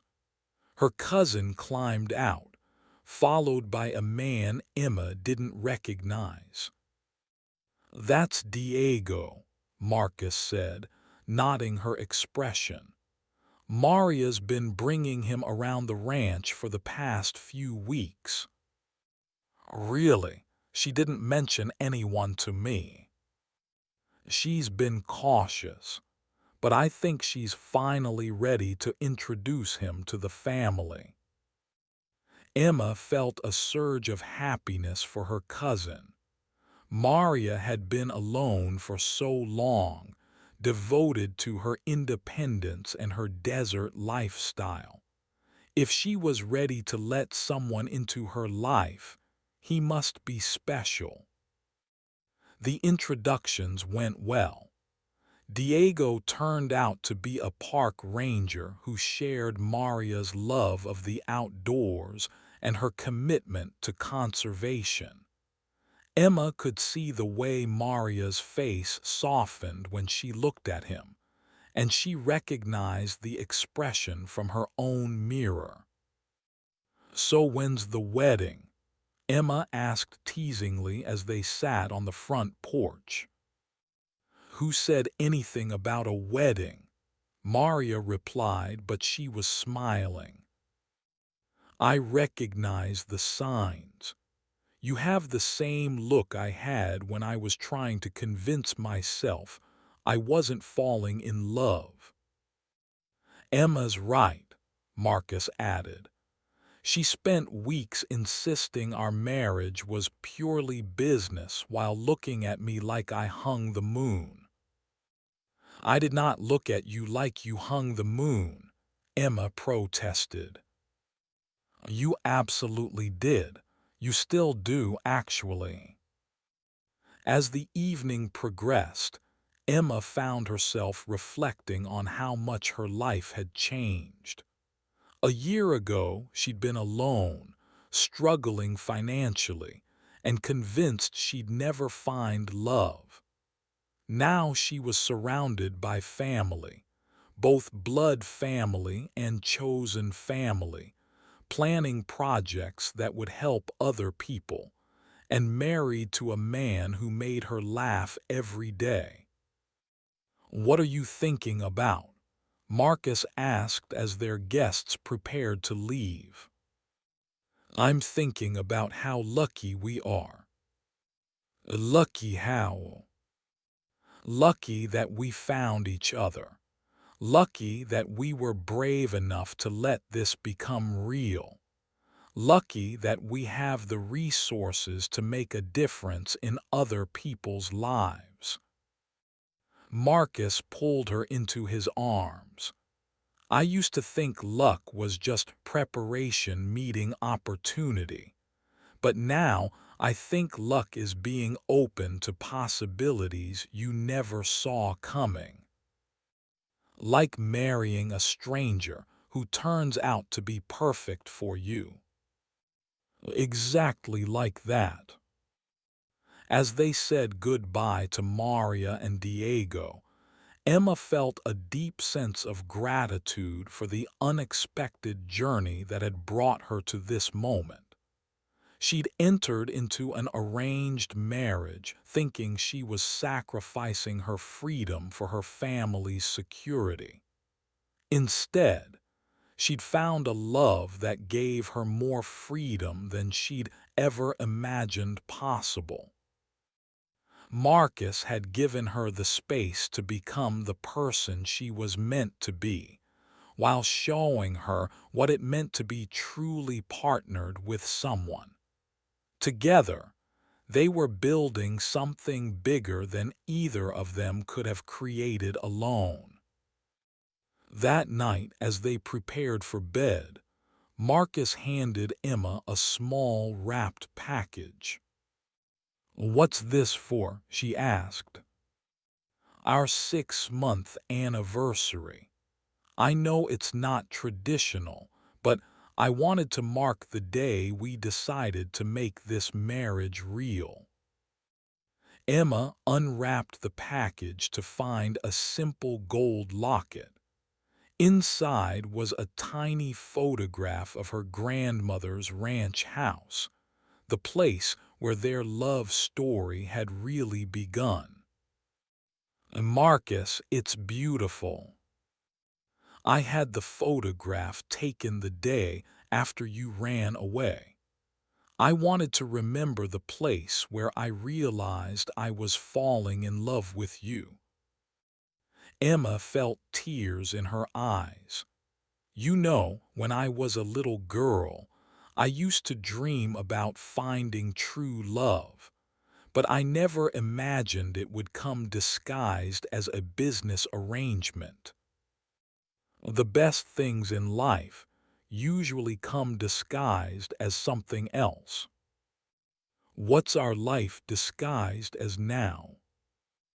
Marcus considered the question. I think our life is disguised as a success story. People see the money, the ranch, the business empire. But what we really have is something much simpler and much more valuable. Which is a love story. The kind that starts with two scared people making a practical decision and turns into two brave people choosing each other every single day. Emma kissed him softly. I choose you, Marcus Thompson. I choose you too, Emma Thompson. Today, tomorrow, and every day after that. As they settled into bed, Emma realized that their story had come full circle. They'd started as strangers bound by legal contract, become partners united by necessity, and evolved into lovers committed to each other by choice.